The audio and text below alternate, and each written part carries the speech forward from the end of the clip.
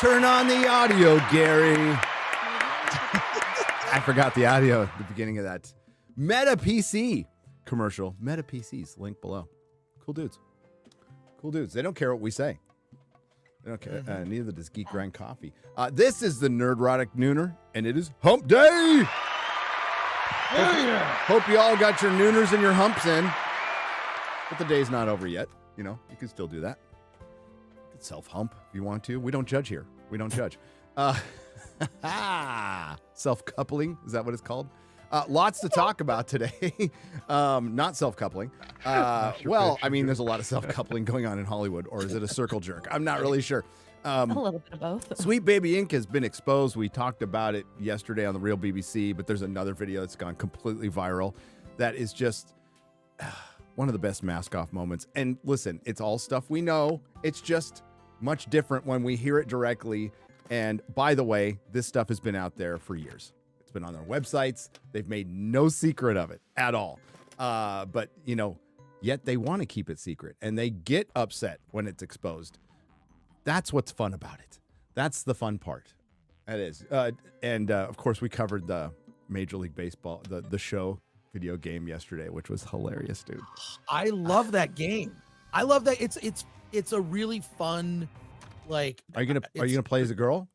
No, I'm not gonna get it. I have like versions of it from years back. That's the thing about those sports games. They tend to be cheap when you buy them used. But no, I love the show because it was like watching a baseball game. It was the way that they presented the gameplay, and I love that game. What you showed was so ridiculous.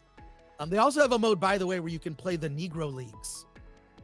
That's fine. I don't have a problem with that. History. That's real. That's freaking real, and you'd get a good game out of that.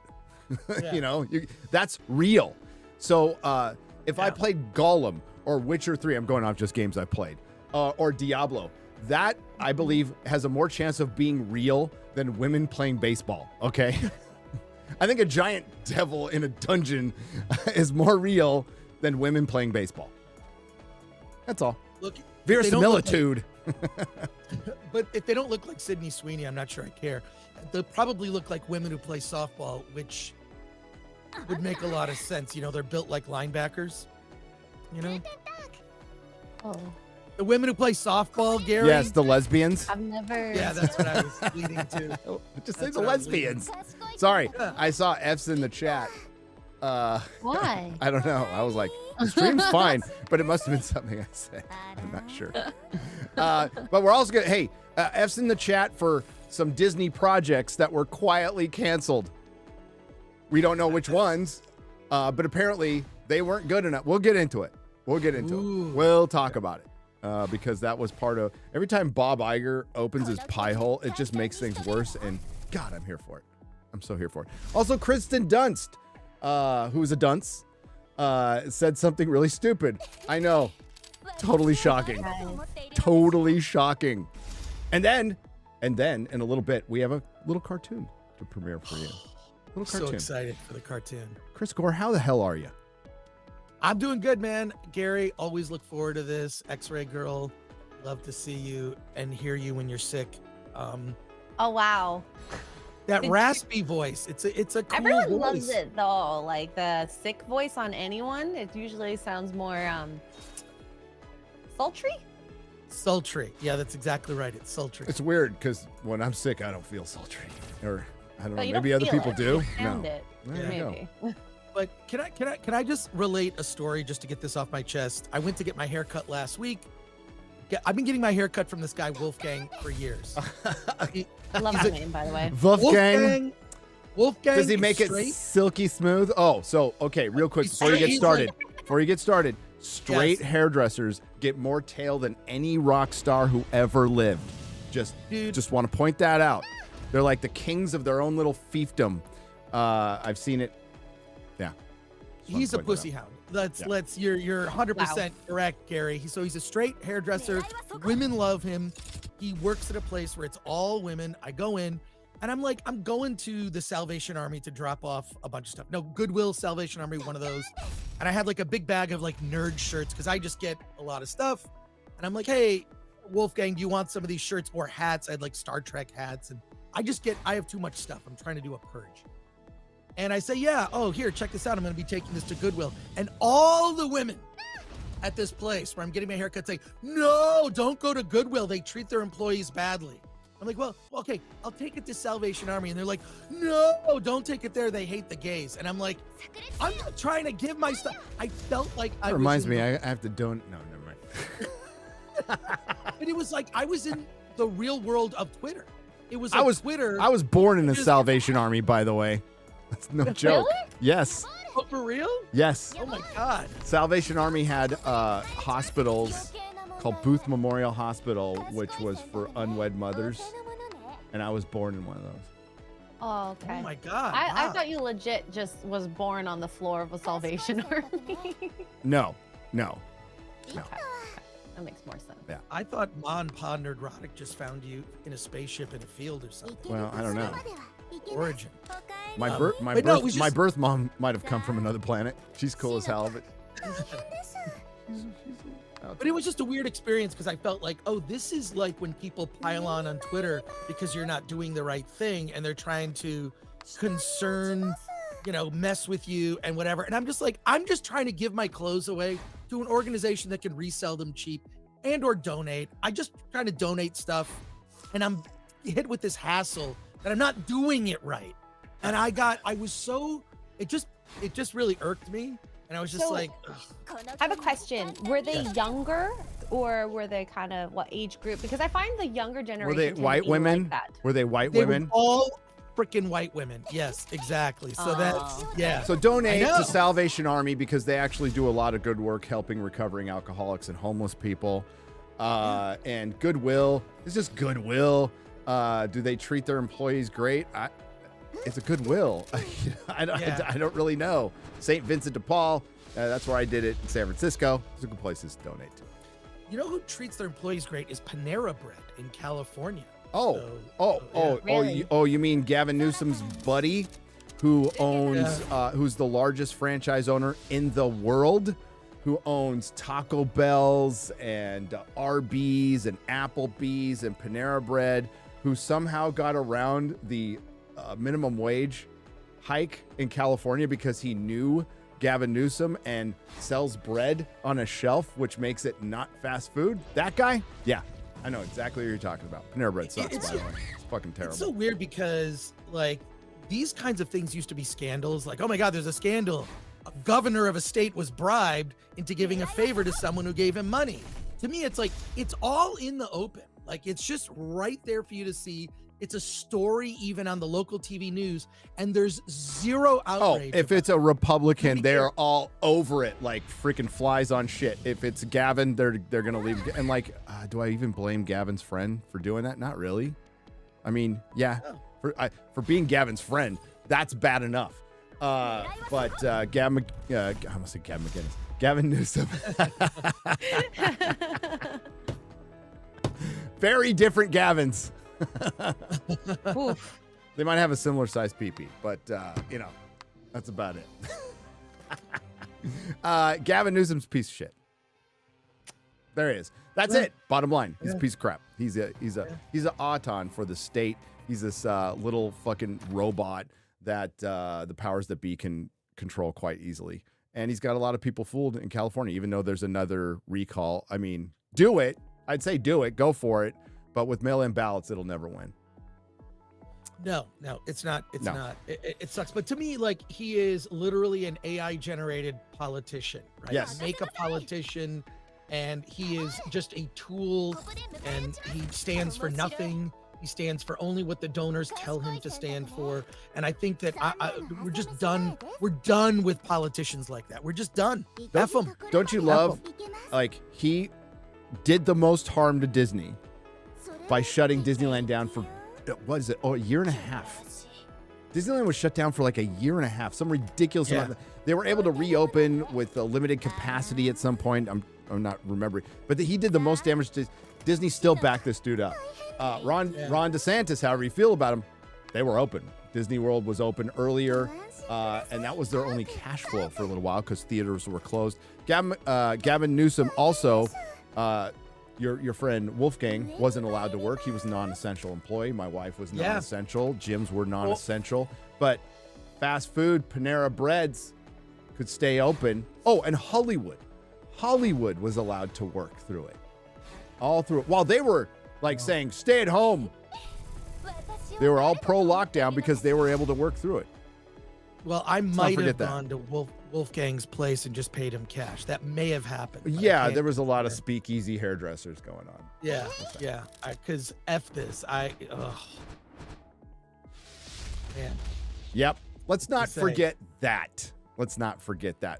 Let's start with, since we're talking about all, just the repercussions of a bad response to the coup and the government just continually fucking people over. Let's talk about how extortion, because this is what this is. So, and we've said this for many, many years, that this whole, basically, this DEI stuff, which has been around for a while, like the BBC introduced it in 2012, right?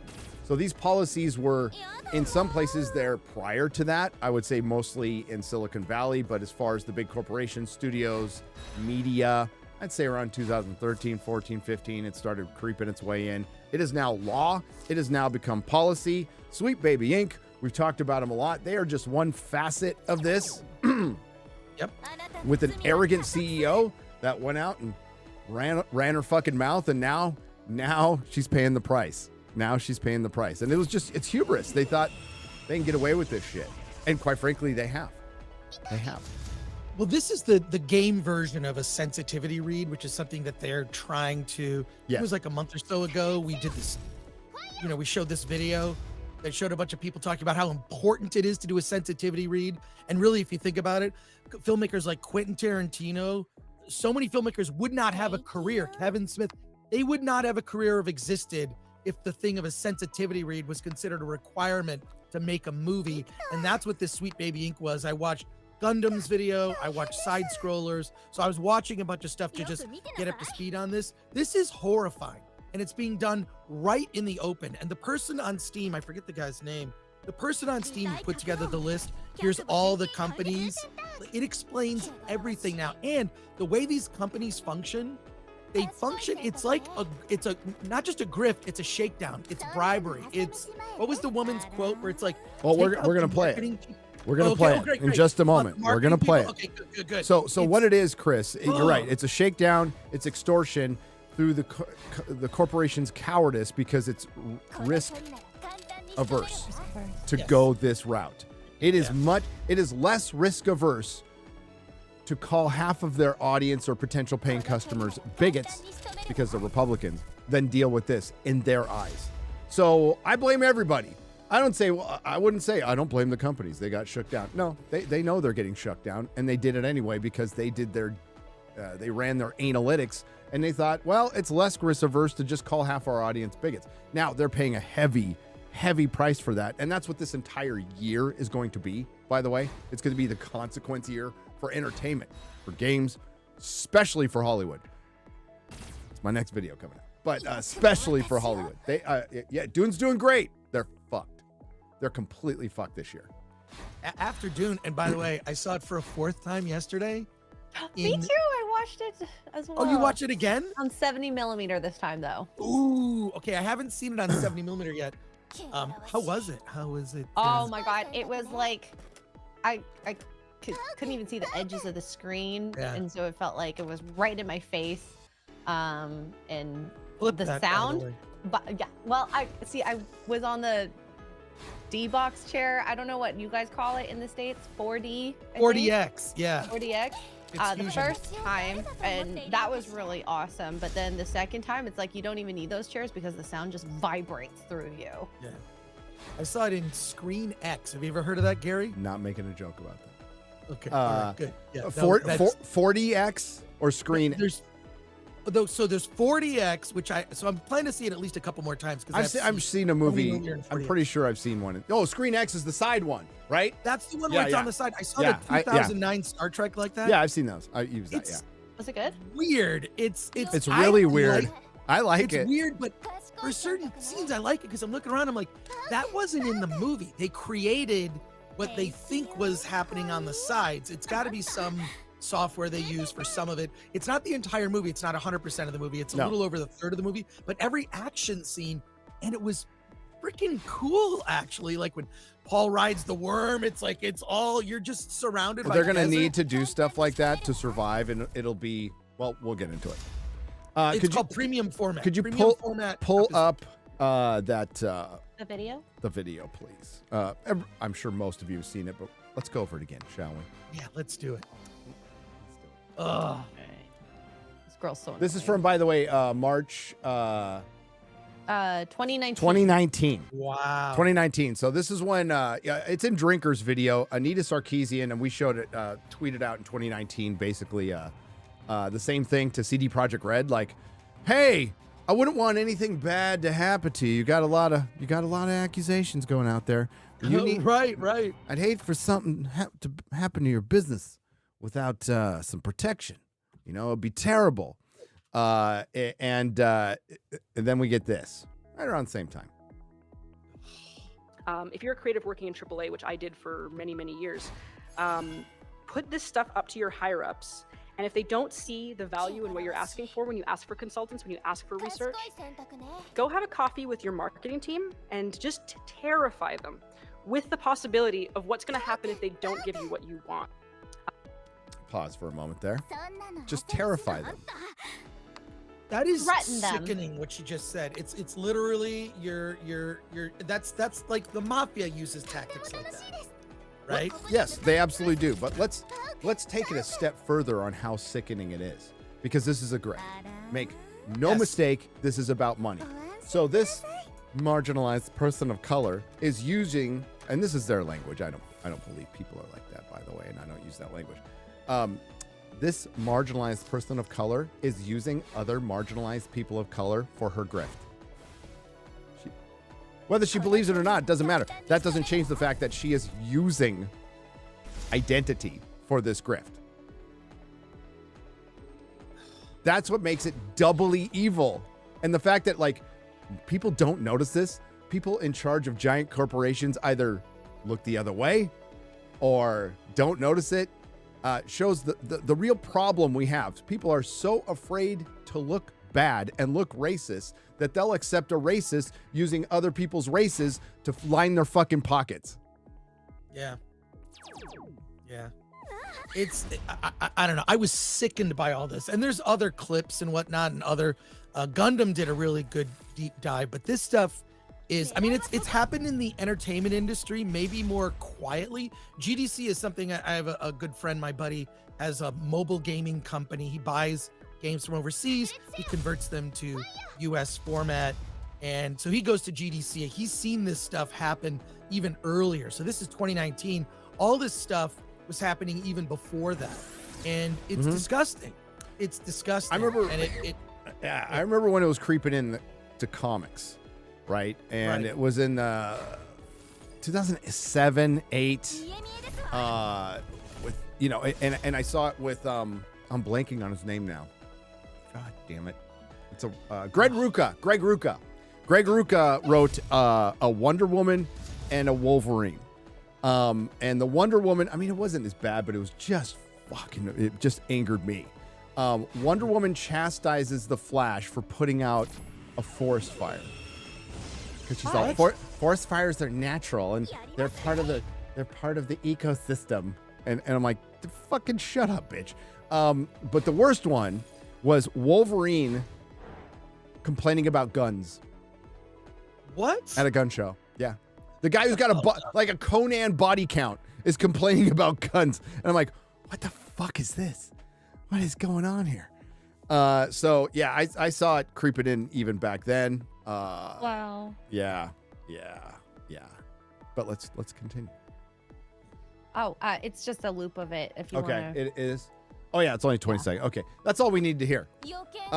This is from a half-hour video. Ryan did a video on it too, and I've seen some of the stuff, and it doesn't get any better. Like, there's some that chick says some crazy shit. She's got a lot of problems, but a bunch of people put her in power because of her skin color. Yeah. And she said she was doing it for years too in the video. So years, like, what? She looks like she's threatening people. 25. Yeah, Right, she right. what? 3 years. Okay. Whatever. But no. Hey, respect for the grift. I guess, except you're a piece of shit. And now that they have been exposed, there's that aggregate on Steam that has almost like 200,000 followers now, which is fantastic.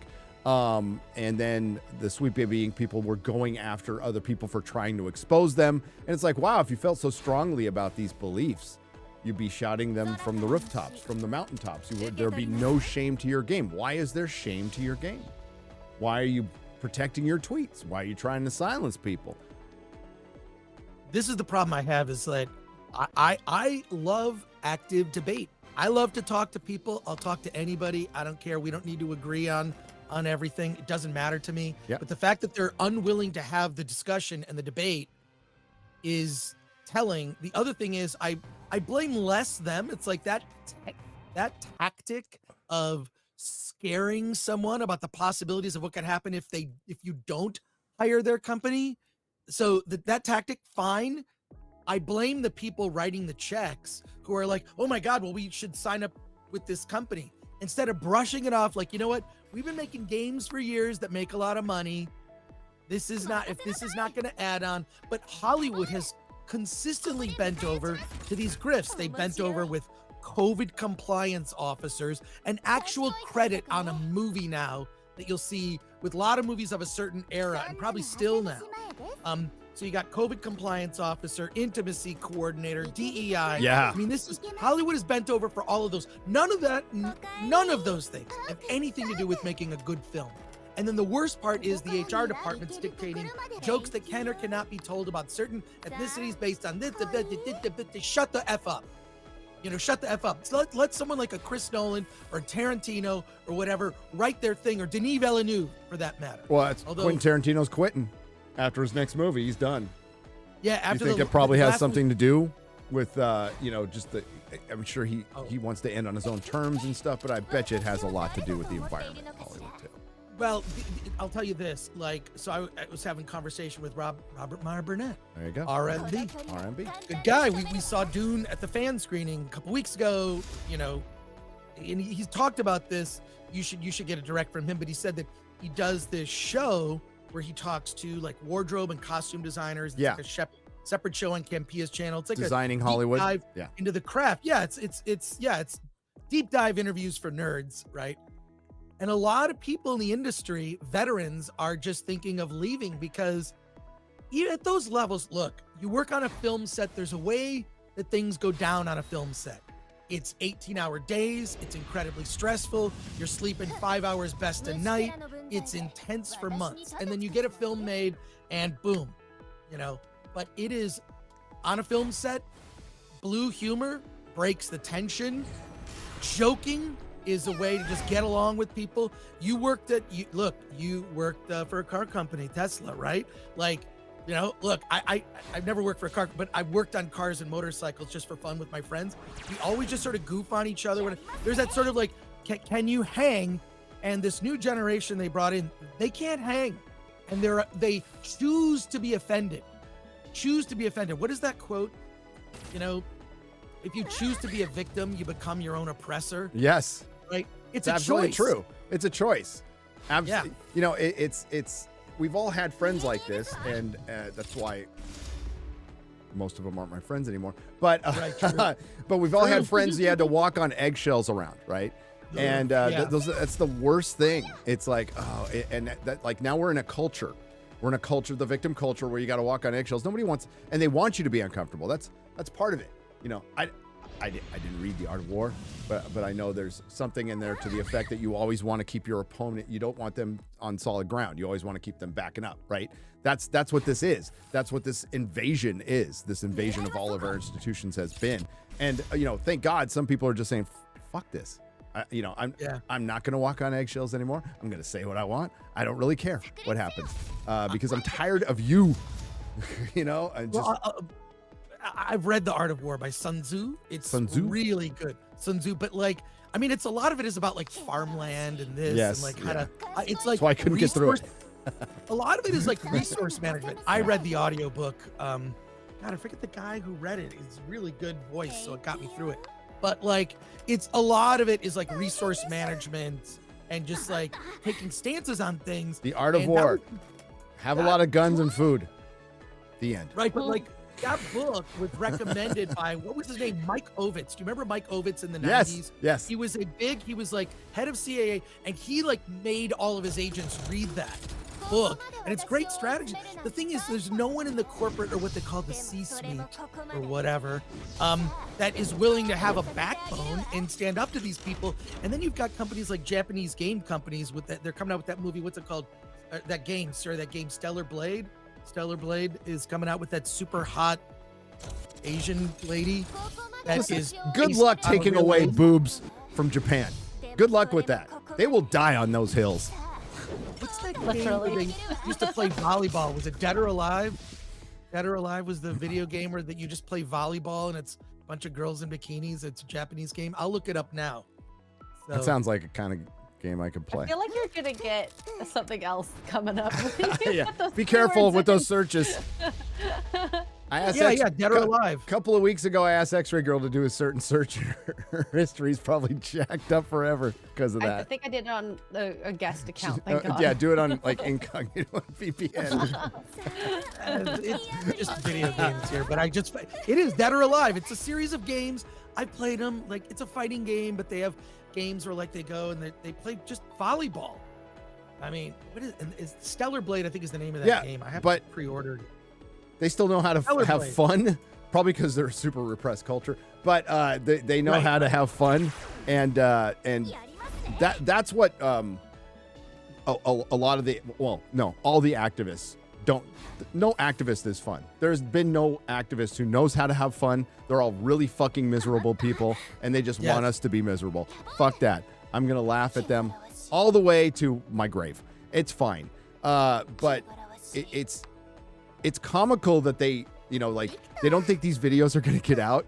And I guess we got to look at it at the context. In 2019, things were fucking rolling. I seem to remember there was a different president. I seem to remember there was a pretty good economy. The best one I've seen in my lifetime over those 3 years. It was like America was booming. So they were also funded by a lot of investor money. And they were feeling pretty good about themselves, and they had the sheer fucking hubris to go out and make speeches like that. I don't think they would do that now. We even have BlackRock walking some shit back. There's a statement from them that came out recently where they admitted that that they've had some brand damage because of the DEI policies. Isn't that funny?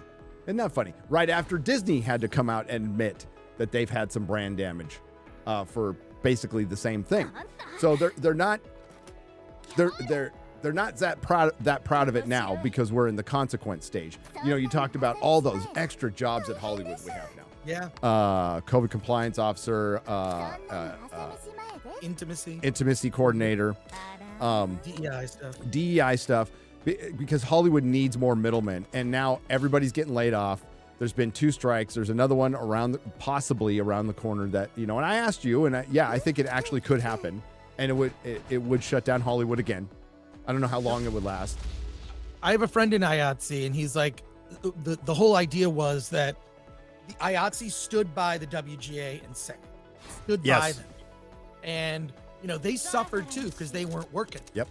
And so now what IATSE's saying is, it's your turn, WGA and SAG. You got to stand with us. And if it has to go to a shutdown that lasts a couple weeks, a couple months or more, that's what's going to happen. So it's coming, Gary. It's coming. If they don't get what they want, it's going to be another shutdown of films and TV and production. It's going to be crazy. So the mantra in Hollywood right now is stay alive until 25. Because is that what it is? That's what it is. Because right after male and pale is stale.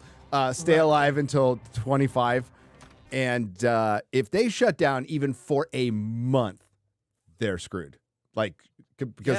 Because right now, they're not really buying. The only scripts they're buying is stuff that they think might be able to work that they could edit and get out quickly. Which I don't know if that's the best way to go, but they're going to edit and put out quickly. Your sphere, the independent sphere, has been just destroyed by streaming. Absolutely destroyed by streaming. Yeah. And where people used to go to those little artisanal theaters, there's tons of them in big cities like San Francisco, to go watch those movies, and they'd have a couple $1 million budget, and they make their money back pretty easily. That stuff isn't around anymore. So even if they turn those little indies around and they're hoping for some sleeper hit, it's probably not going to happen. Probably not going to happen. Well, a lot of those movies are around, Gary. It's just that they're like, they get picked up by an A24, right? A24 will pick up those films because they don't cost very much. And then a lot of independents like myself will make a small movie for like 100 grand or less, under 100 grand.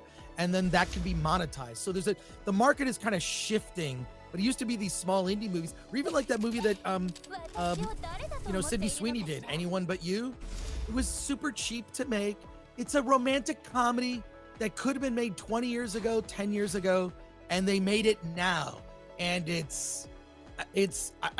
look, romantic comedy's not always my thing, but it was with Sydney Sweeney in it. Pretty fun movie. I went to see it, so. Did you bring your popcorn? But they're bucket? lost. They get lost. What they need to figure out, and I don't have an answer for it, is not being lost in the white noise, in all the sea of streaming. And again, those little artisanal theaters in San Francisco, 4 of them closed, so they're gone. Yeah. And they still need those. And how do they survive this year? That's the question. But those are the only scripts they're turning around. They're not going to be turning around any big budget scripts this year at all, pretty much. That's what I heard. So I think they're going to be looking at more classic, tried and true, like a romantic comedy made for, under $50 million, or a horror film made for under $25 million. Like those are going to be, and the big spectacle movies, like say a Dune or a, Star Wars, Marvel, whatever. I don't know how they're going to make those. And the problem is this. Here's the problem now with these we mentioned earlier, and I've brought it up many times, the grift, all these different things that Hollywood now has to spend money on. The business model of Hollywood doesn't work. They need to reinvent the business model. It's done. How they make movies. It's absolutely done. It's done. It's not profitable. Especially when you look at, go to the Godzilla, there's an official Toho Godzilla YouTube channel. There is a 6-minute behind the scenes making of Godzilla -1. And without actually saying it out loud, he goes, here's how normally a Hollywood movie gets made. And you see like this image of like 1,000 people. And he says, here's what we did. We had 35 people and it just whoop, shrinks it. And then the director, who is a VFX artist, by his own right, he just worked directly. There was no middleman. And he doesn't actually say it out loud, but it's like, we just did things cheaply. They built practical sets, but they only built parts of the set and they filled everything out with digital, right? So it was all computer graphics, but they built hard sets. So when you see the people on a set, they are on a boat. They are on this. They're on a set for a fake boat, right? So they were all on physical sets and they just sort of made the set larger. Even like, oh my God, there's a funny thing where he talks about, the scene in Godzilla -1 where the woman is on the train? Yep. And great scene. It's a great scene. He really wanted that scene in the movie, and they were going to build like the train car. He's like, we can't afford the whole train car. So he's like, we can't afford half the train car. He goes, can I just get the sliver of where the woman sits? That is the only thing that's physically real, is where she's physically sitting. Everything else is digital, widened out. But it's like he so wanted this scene in the movie. Also, what did they do? They planned. So it's not like there were any reshoots. There's 600 special effect shots in that film. I just saw, when I saw Dune Part 2 last night in Screen X, there was a trailer for the god-awful... Kong, the Godzilla Kong movie looks freaking terrible. It looks so dumb. It looks terrible. And in light of like... And how much did that cost? I know. It's Godzilla -1 is going to embarrass that film. It's just going to absolutely embarrass it as far as quality. I mean, it's who not knows, just for it'll children. probably It's make for more money. That movie's for dumb people. That movie is stupid. It just like, I'm looking at this going, this is dumb. I'm going to see it and I'm going to talk about it. but based on what I've seen, if it's half as dumb as the last one.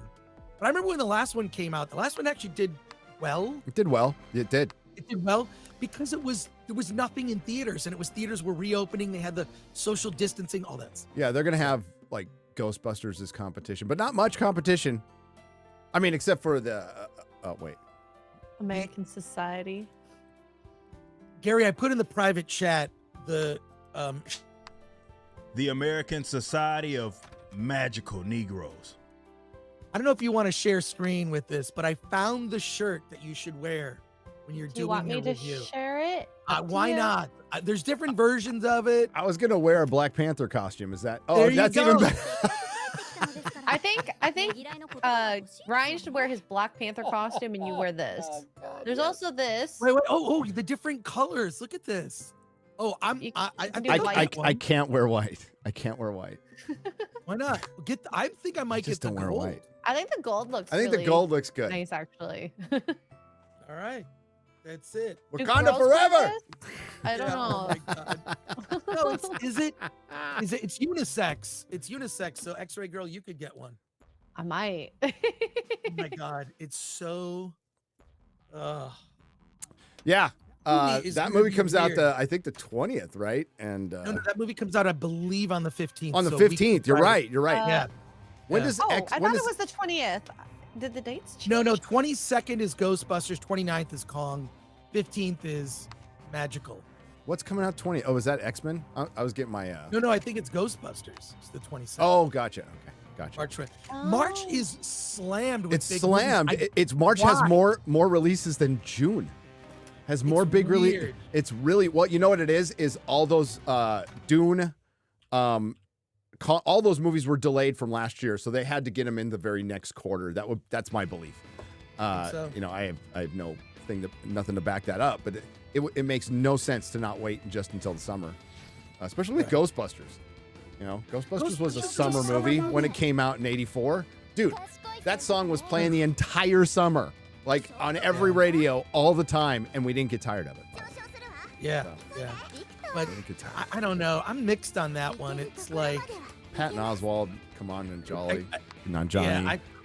yeah. Mr. I needed therapy after the. I love how like the girl from Miss Marvel's like, people didn't like our stuff. They need to focus on characters more. But a dude from the Eternals is like, I needed therapy. Did you see the thing that Dante Pussy. put out, Verbal Riot Show on Twitter? That quote from Dakota Johnson is the smartest. Oh yeah. I Observation. retweeted that, and we talked Yeah, about yeah. it yesterday. Yeah, exactly. That's that is such a Well, let's great- contrast that. Let's wait. Right. Let's contrast that with Kirsten Dunst. Ugh. Do you have that article? Yep. Let Oh me wait, just- we're 7 minutes away from the premiere. Okay, well, we can do a quick contrast. So, Kirsten Okay. Dunst, not my favorite Mary Jane, but I think she did a good job in the vastly superior Sam Raimi Spider-Man 1 and 2, which are two. Spider-Man 2 is my favorite Spider-Man movie, the best Spider-Man movie ever made. Kirsten Dunst got called a girly girl on Spider-Man set and wishes she pushed back. She'd make another superhero movie because you get paid a lot of money. All right, like I appreciate the second part of that answer. Yeah, just Right. being honest. Just being honest. What is there something wrong with being called a girly girl? There's a lot of girls who take pride in being a girly girl. But is this the biggest complaint she had on the set of Spider-Man? By the way, Sam Raimi, one of the most amiable directors out there, by all accounts. Yeah. Like, really cool guy. Pretty easy to work with. He's not like James Cameron. He gets along with everybody. Sam is just chill. Yep. But yeah, this is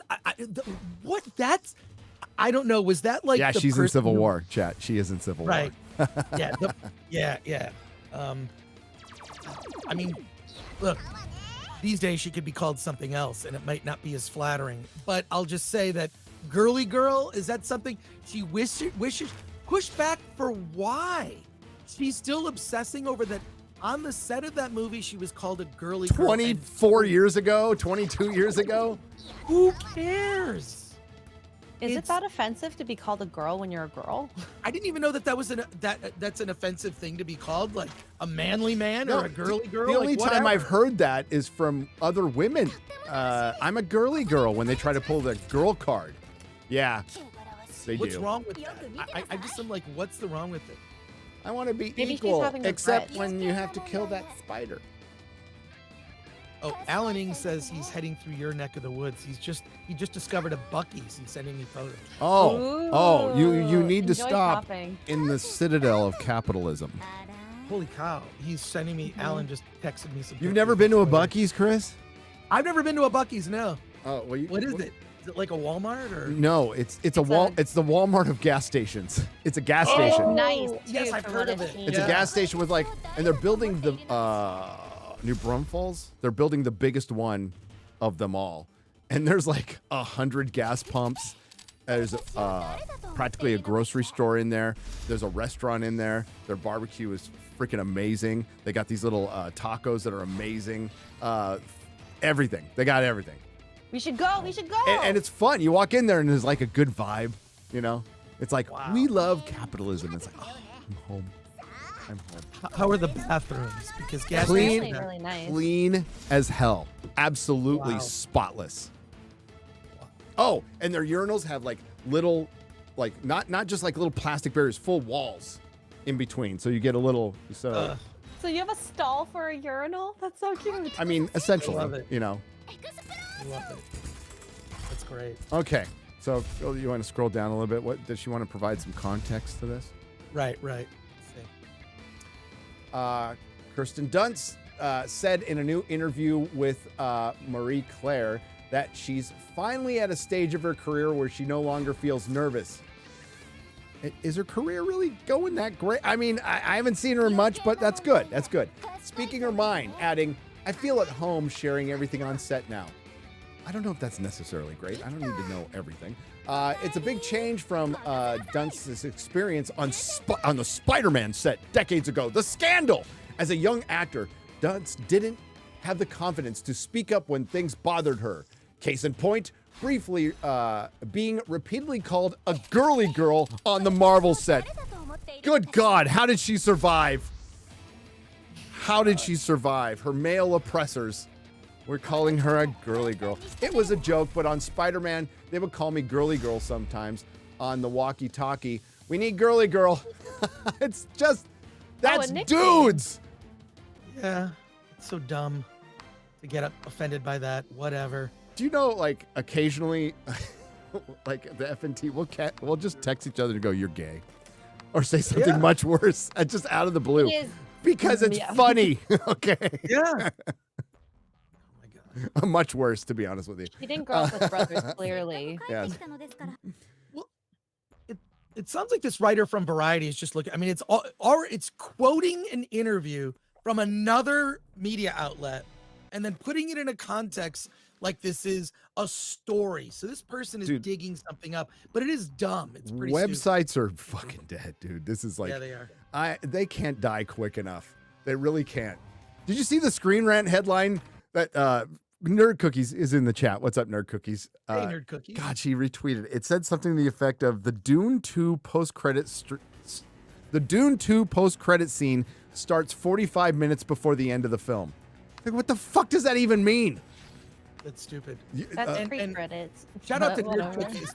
Nerd Cookies is doing a stream with Quinn's Ideas and Danica, Comic Book Girl 19. Three of them are my favorite Dune Well, they are Dune experts. Dune tubers. Yeah, they're Dune tubers for sure. Dune tuber is a real word.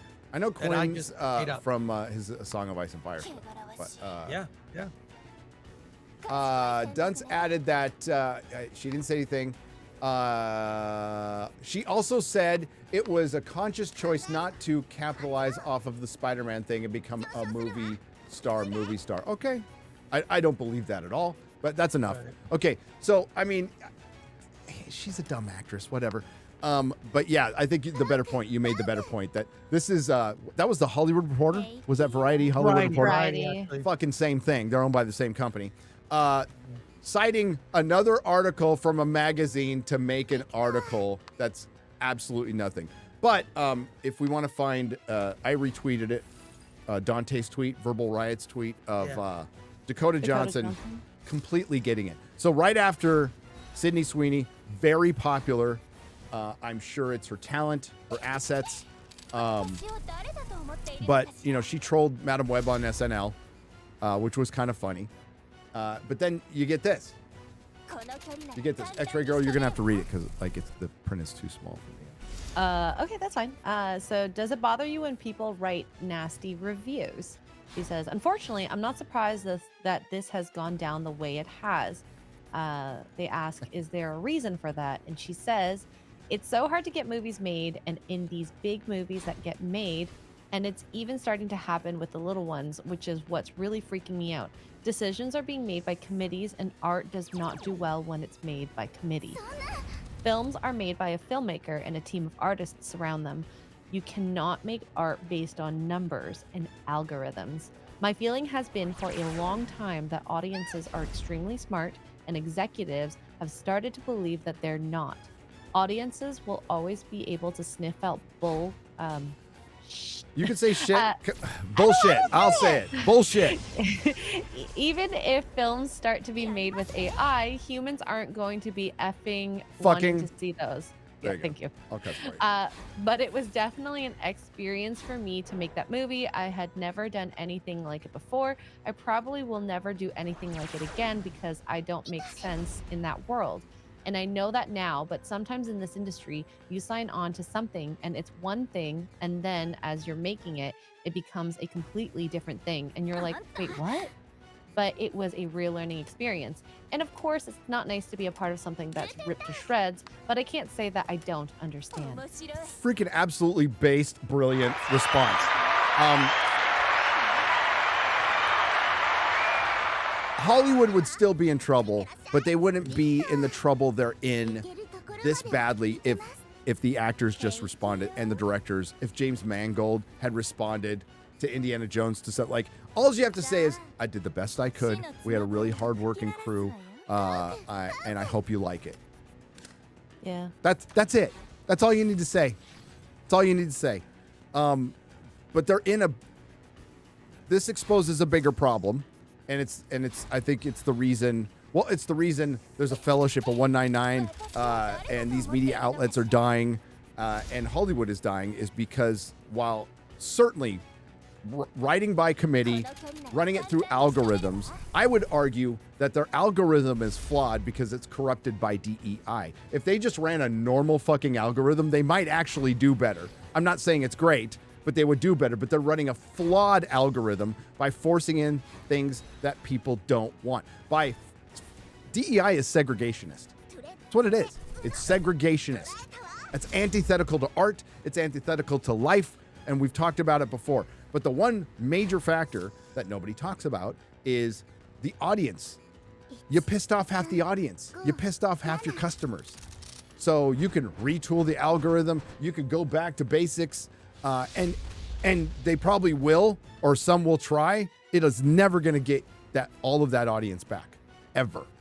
And now they know they're in kind of a post-industry, and it's going to have to retool itself and make itself something else.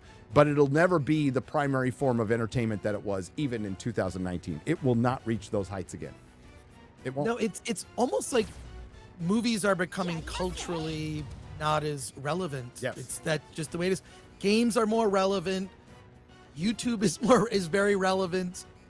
You know, whatever you think of that. But movies used to be this connecting thing, and now it's become so divided. And the fact that that's used in the marketing, look what happened with Kenobi, right? And remember the character Reva, all that stuff. What nonsense. They knew they had a bad show, and the way to cover to CYA, just cover their asses, was to attack the audience, the same audience that loved Lando Calrissian and were begging for Lando Calrissian, Billy D. Williams, to be in the Star Wars sequels. Eventually, he had a bit part in Episode 9, which was whatever, but still, like, you can't attack the audience for one thing, and then, like, I've known this audience. I am the audience. I have been, like you, Gary, older nerd, been going to things, going to conventions, and been around nerd space and going to comic shops, and all this stuff just got bad recently. And by recently, I mean the last like maybe 10 years ish. Yeah, I think we're going on almost a decade, but I mean, things really went south when TDS infected Hollywood. That's another thing that media will never talk about is TDS and Me Too. TDS and Me Too completely jacked Hollywood in a way that, remember, they've survived so much stuff. Hollywood has survived so much stuff, but it looks like they can't survive themselves. And TDS and Me Too, and all DEI is Me Too 2.0. It's a power grab. It's a power grab. That's all it is. Yep. There's nothing genuine about it. There's nothing genuine in Hollywood. And while we get individual films that feel genuine and authentic, because they are, the industry is not. Never has been, but they've been able to occasionally make something that's genuine art. They can't do that anymore. They're incapable of it because they've legislated their way out of creating art, and now they just make content, which is propagandized for the most part. That's why I believe that a new wave of independent films, projects, whatever you want to say, like I think, and then Eric July is a part of that in the comic space. They're film projects. Dude, you got film project. You just made one of the best documentaries I've seen in a long time. It's like the nerd decline of the Western civilization. Part 2 for me. That's like that's I think it was really good. Drinkers out there doing a short movie that he's just going to put on his channel, and more people are going to start doing that. Razor Fist is on his third book right now, and it's about to come out. But like everybody's doing it, and you know what? Maybe it'll be localized. It'll be artisanal. Maybe like. There used to be a time where a band would be popular, and I talked about this yesterday, but in a city. Like Oingo Boingo was insanely popular, was like the most popular band in Southern California. Like they could sell out fucking stadium. Probably couldn't sell out an arena in New York, maybe, but they were insanely popular in Southern California. And there's regional bands, and maybe that's just where it goes back to, and that's not necessarily a bad thing. But you still need stuff that drives the market. I got to talk to Drinker because I think he should be on all platforms. The way I released my film was, it was available on video on demand. You could buy it or rent it.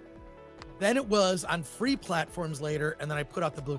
I think Drinker, in order to like go beyond his audience, this is the thing, because you see, like you gotta go not just your YouTube audience. How about everybody? Because I saw the trailer for the movie. That'll appeal to anybody who likes those kinds of, action movies. It's a smart action film, high production value. Put it on Vudu. I think he might. I don't think. Talk to him. You'd be open to it. I'll talk to him because, like, not every, like, there is certain audiences for different spaces. Let it be everywhere and put it on YouTube. I mean, Attack of the Duck. It's on YouTube. It's on Tubi. I get money from that, right? I get the ad revenue from that. That was always my plan. I got another movie. I got another movie where I'm almost. You're almost done? I'll have to play offline. I have a cut, and I'm gonna do something that's in the history of Kickstarter I've never heard of, but I'll tell you later. Excellent. And I'm doing the same with my book. I mean, like, we're gonna do a pre-order campaign, but it's also gonna be available at Barnes & Noble and Amazon. Yes, you need to be, I believe, just be everywhere. It's like it might perform here better. It's also a really interesting lesson in just like how the industry works, and then getting access to those, to bookstores, whatever, theaters, whatnot. Like, it's helpful. Now, by the way, it is. We have, speaking of independent stuff, we have something to share, don't we? Yes, we do. It already premiered, and there were a ton of people in there watching it. I don't know what the views are up to now. It is, it just premiered 9 minutes ago, so. Okay, so it's not going to be that many, but maybe back it up to the beginning. And I don't know anything about this. I know nothing about it. I know it was being made. Yeah. I cannot wait. Okay. Here we go. Here we go.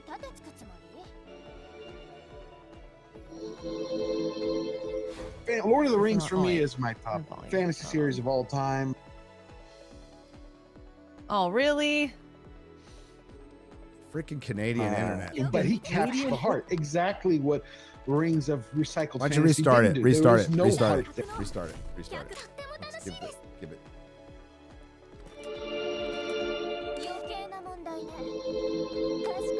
Lord of the Rings for me is my top fantasy series of all time.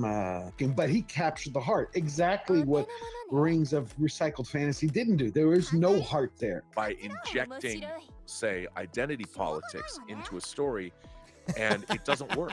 Really tired of all the sexism everywhere. Fasten your seatbelts. It's going to be a bumpy ride. It's the little moments that make this film. It's the character moments. It's not these big battles. It's like when Gandalf's telling Pippin. That scene is my favorite from Return of the King. He's telling him like, no, it's just another journey. That hope. That used to be the good guy always wins. There's something to save. There's something you should strive for and like achieve something and be satisfied. And now it's just all dark and gritty and you're all doomed and everything's destruction. If you want to watch that, you can just walk out your house.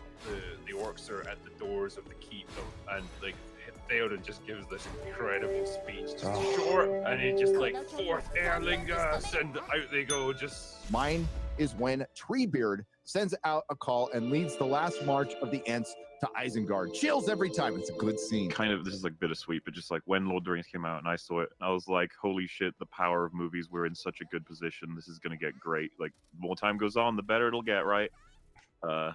We kind of peaked, didn't we? Ah, that's great.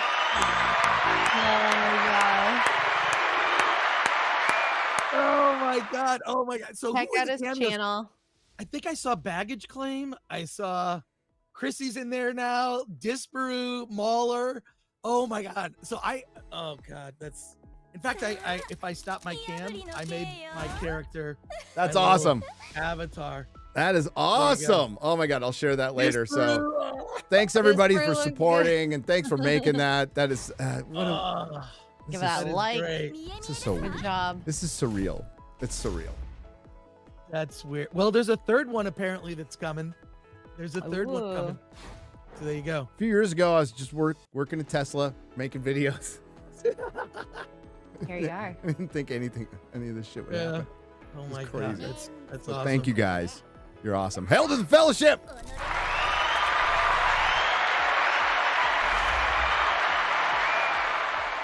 That was fantastic.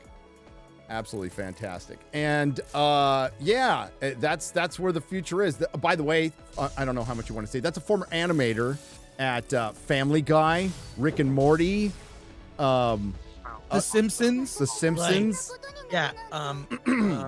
King of the Hill. So this guy, Dominic Pulsino, if you look up his credits, he's just a working animator that works in the industry, right? And he listens to all of us, apparently, and is just like a super fan. And even if you look at the description of the first episode, it was like, this is just sort of a tribute to all the people that are more entertaining than the crap that Hollywood's putting out now. So, yeah, super cool dude. He made a feature film that's actually on Amazon. God, I forget the name of it. I'll have to look it up. Yeah, I'm gonna look it up.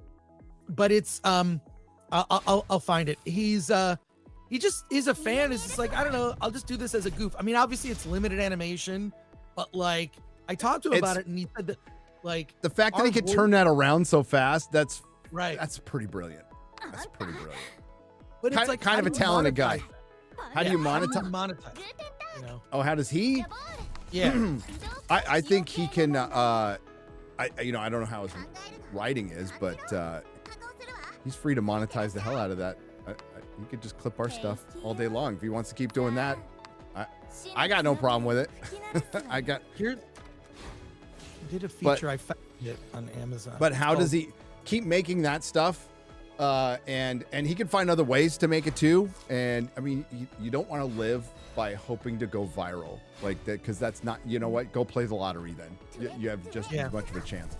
But I hate the word grind. It makes it sound negative, but if you're really enjoying what you're doing, it's not really a grind, you know. But just being consistent and pulling, making those two that quickly shows. And obviously, he's an animator, a former animator from the frickin' Simpsons, and so, he knows how to be consistent. Well, he's working on this? Crapopolis That is right now. Crapopolis.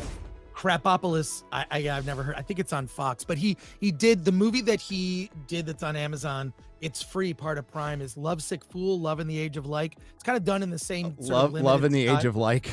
Love in the Age of Like. Lovesick That's Fool. good. You want to So pull it's it? on Amazon. That's a You can huge watch it. link that you put in Yeah, there. sorry about that. No, it's But an I'll just- Amazon link. It's all good. My apologies. It's like a 3-page link. If you want to put it up, X-Ray Girl. Yeah. But that, Oh my yeah, God, that so- is a big link. No, we'll just cut off anything after the question mark. You can just delete it because that's all the data that tracks everything. Oh, they can So, track me. Yeah, Lovesick Fool, Love in the Age of Lovesick Like. Fool. Yeah. I'm gonna buy it. I'm gonna buy that after the Yeah, show. it's pretty cheap. I'm gonna Like straight $10. up buy it. There you go. Well done. Awesome. Yeah. So Thank you, Dominic. Nice. Hey, can I rent this in Canada? I don't even know. All right, real quick, because we are on a time limit today, could you pull up the Bob Iger article? Bob Iger article. This is again shocking news. Shocking news.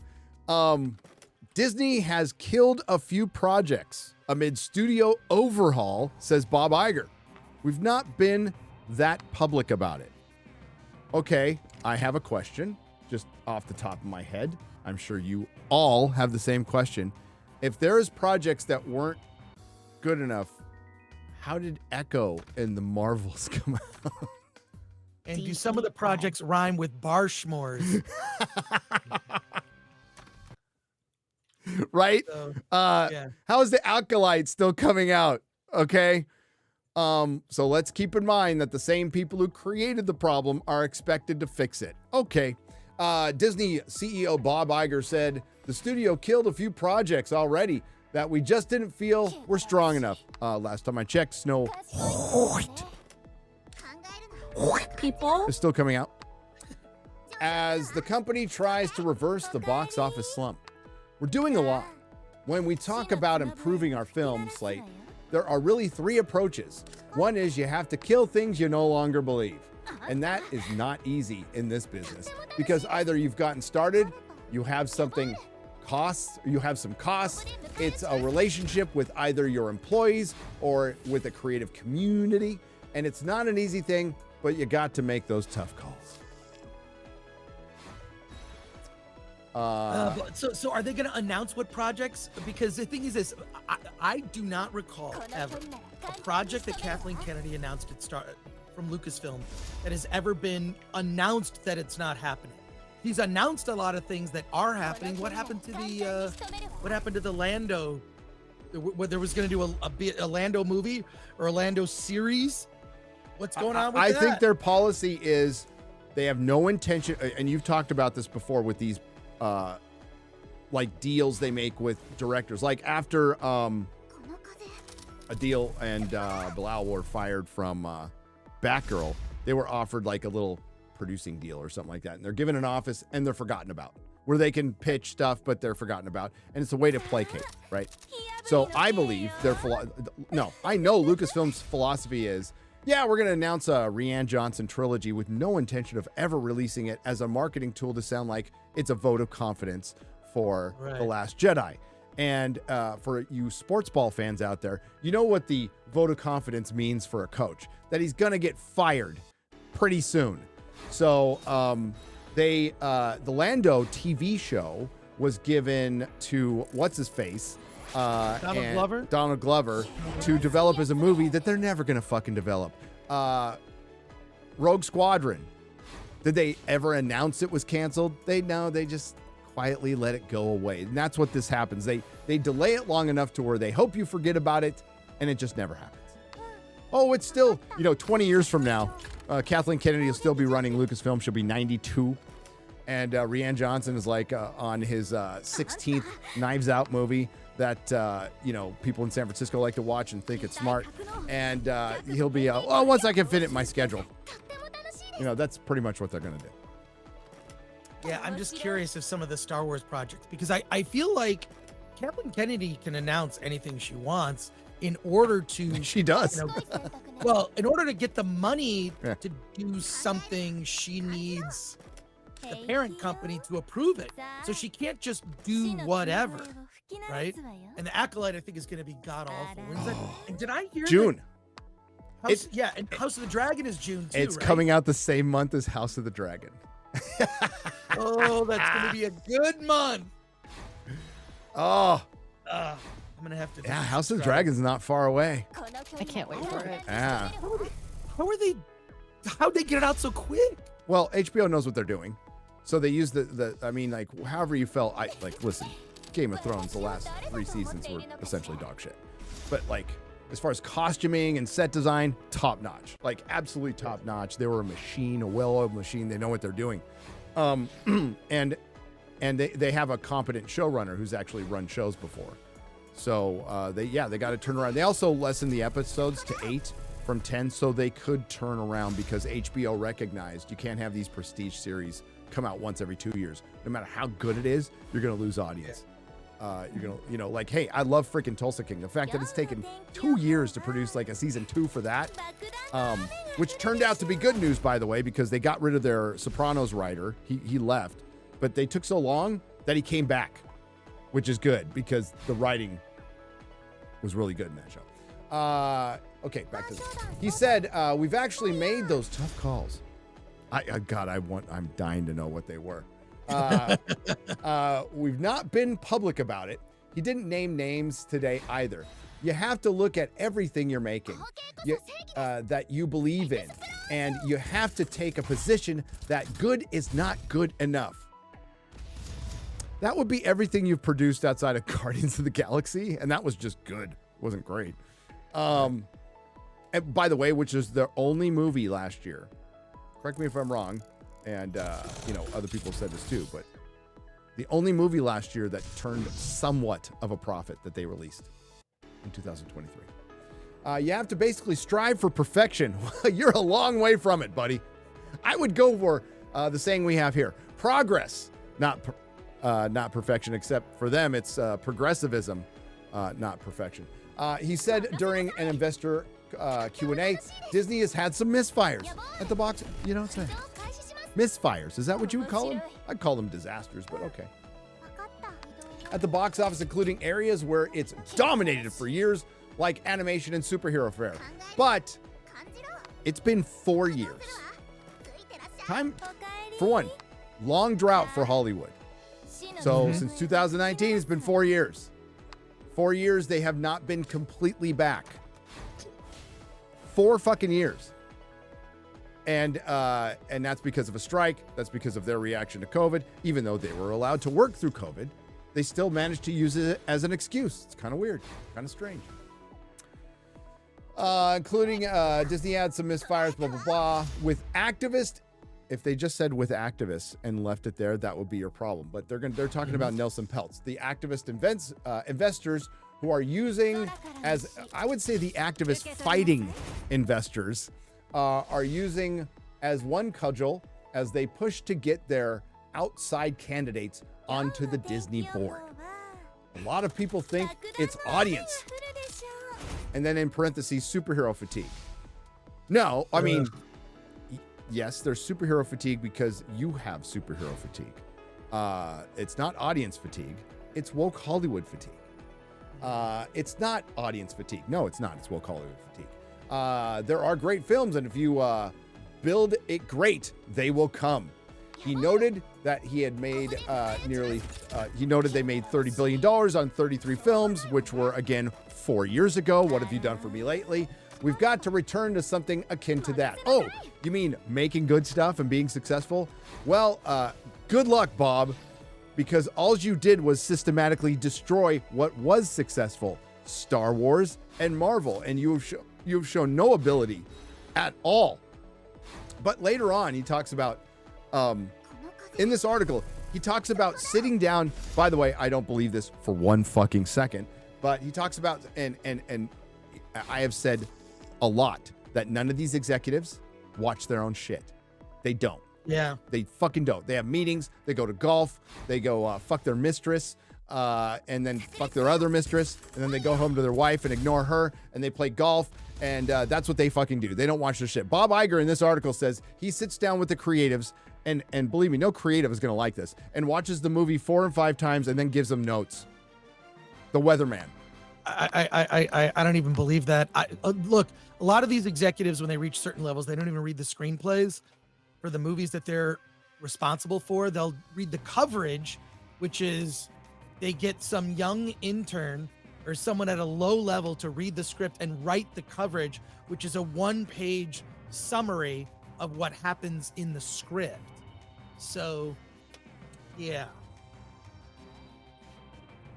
Well, yeah. I see the chat saying, so superhero fatigue is a chicken or egg thing. It just is. Because if somebody puts out a banger superhero movie and it does successful, then people will say there isn't superhero fatigue. And then the other people will say, well, there's too many bad superhero movies. So it's not superhero fatigue, it's bad movie fatigue. But the truth of the matter is it's brand damage to superheroes, which is unfortunate because Hollywood made superheroes into a genre when they are a medium with multiple genres within it. So it's a fun debate to have. It's a fun debate to have, but like the reality is superhero movies are on their way out. Do you want to call it fatigue? Sure. That's okay. They're on their way out. They are not the market driver. They have not been the market driver for a couple of years now. And they're on their way out. So even if a good one comes in and does successful, it's not going to make it the market driver. There has been the occasional good Western over the last 20 years. There has. Yeah. Yeah. But like the Western's not back. Now, I think it might be working its way back. I think that's actually a thing, whether you like him or not. Taylor Sheridan has brought the Western back. And the musical's not back, although a musical won a Best Picture, in the last few years. But the musical's not back. And not at all. But the musical used to be the biggest thing in Hollywood. So, again, chicken or egg, we can argue it, but the superhero film has had its day. We can certainly say that. It's had its day. Everybody's admitting it now. And right. when you release a Madam Web and a Echo and a Marvel's back-to-back, it certainly doesn't fucking help. And Aquaman too. Sorry, go on, Chris.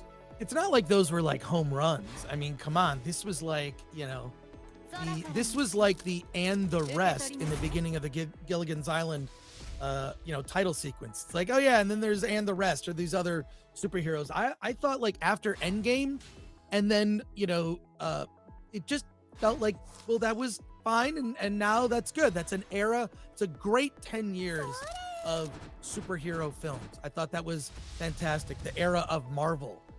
But because they're not fun, and the best thing would have been to go away for a couple years, maybe reinvent it, or just tell another corner of the Marvel universe, or like many have suggested, just do the Fantastic Four and the X-Men in the 60s. And I think you and Az were talking about it yesterday. Just do the Avengers from the 60s. I mean, that's when the Avengers, began, right? Like that would be so cool to see a 60s era. Then you're not dealing with modernity or even like modern tech, which gets annoying.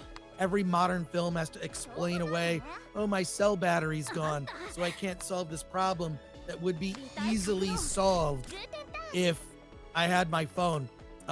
Before we move on, I know we're going to move on to Soups. There is a photo that leaked on X.com that I think X-Ray Girl needs to share. I put it in the chat. I just said need to show this. And this is for Gary. This is what Gary's going to dress like when he does his review of the American Society of Magical Negroes. I got to share this, X-Ray Girl. Yes. I'm working on my crown. Look at all the bling. Oh my God, that necklace. Oh my God. That's right. That's all going to be, what's the height? I don't know about gold. I don't wear gold. Can you? The 18 karat gold? What's the nice everyone gold? on FNT to dress like that for that episode? Sure. Can you encourage it? Encourage it? No, they're going to have to do it. So, $20. $20 bucks. There you go. Get it. Oh my God. Well, Ryan could just wear his Black Panther outfit, right? Ryan can wear his Black Panther costume. That's fine. So everyone else we got to get the Soups just to follow up. Oh, fuck. I forgot my point now. Oh, when Deadpool 3 comes out, all the Shield critics are going to go, there's no superhero fatigue. There's no superhero fatigue. Look at the... Okay, it's the prime example of superhero fatigue. It's going to be interesting. It might be fun. It's a massive gimmick. But you know when superhero fatigue sets in? When you can't do a solo superhero movie. When you can't just have Superman be the only superhero in his movie. And it be successful. Right. You know, people are pointing out that the Batman is a sign that there isn't superhero fatigue. I would argue, I wasn't convinced. I think a Batman movie should make $1 billion. Yeah. I think a Batman movie should make $1 billion, and it did. It did pretty well. 2/3 a decent movie. Yep. But great soundtrack. Great soundtrack. But yeah, it's when you have to go full on gimmick. That's when there's fatigue in the comic books. Right. And they usually use those events to kind of reset everything. So why would it be any different for film? It's not. Just the same as it wasn't any different when they went into the all new, all different Marvel and completely killed a fucking industry. Same thing's happening in the film. They repeated the exact same mistakes. And I'm a sucker for that when it comes to comics, especially when George Perez is doing the illustrations. I am and it's too. Like Christ, I love it. I love it. But It's we're like, talking about it in the context of thousands of comics, thousands of stories. Right. This is 33 movies. Yeah. It's entirely different. Now they're gonna like pull out all the stops and seeing Tobey Maguire with Hugh Jackman. That's gonna be fucking cool. Who said? Of course that's gonna be cool. But does that fix the problem? No, it's a stopgap, if anything. Josh Kelsey has dropped $19.99. Doesn't say anything like he usually does. Thank you very much, Josh. Halberad for $20. Hey, Gary. I sent you an email a few days ago about a custom bookshelf for your Doctor Who collection. Just wanted to check on whether you have seen it. I have not seen it. I think Mrs. Nerdrotic's seen it. I would love to talk to you about that. So I will respond today.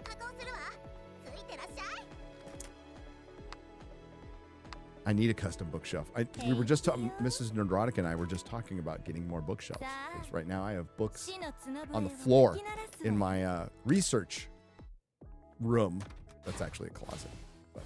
But, Angela Richter has gifted 5 Nerdrotic memberships for $25. Hail! Thank you very much. Andre C28 for $49.99 says, how to make a good film? Hire woke writers and make characters lame and gay. That's A. B. Hire good writers and source material and use the source material from a franchise. Or C. Filed bankruptcy and call it quits. D. Smash that keyboard with eyes closed until the script is finished. Well, D would be better than A. D would be better than A. But I would have to say it's B. And you know what? I love how like companies are hiring Sweet Baby Inc. when you can talk to Drinker and you probably just fucking buy him some booze and he will give you better advice for your entire industry in a half an hour than that Sweet Baby Inc. would do in their entire lifetime. Drinker just did a video, or maybe it just sort of turned up in my feed about how to write a book. Yeah. That was like simple, basic. But look, my advice with anything is really simple. Nobody writes a book. Nobody makes a movie. What you do is you break that project down into tiny, tiny, tiny little pieces. So you write 500 or 1,000 words a day. Now you do that every day for a couple of months. Then you have a book, but you've thought about it. I mean, you've thought about it so much that you know what's coming next. And you need that time to think. That time to think is so important. Yes. Go on a walk, go to the gym, the shower, it's like walk 2 miles to the gym. I got the ending to my video today. Wow. Well, I know. So that's me up. Oh, you heard that. That's me upping my workout. I'm like, my gym is only 2 miles away. I'm not going to drive there anymore. That's freaking gay. So I'm walking to the gym now and back. But you can listen to something. I know. And came up with the end of my video today on that walk back. I'm like, bing, there it is. Woohoo. Peter Garombi for 50 Canadian pesos says, I just came over from Side Scrollers. Hail, Stuttering Craig. And Stuttering Craig said he is trying to buy back Screw Attack now that Rooster Teeth, who owns Screw Attack, got shut down today. Would it be possible to invite Craig on FTV to get a word out? Yeah.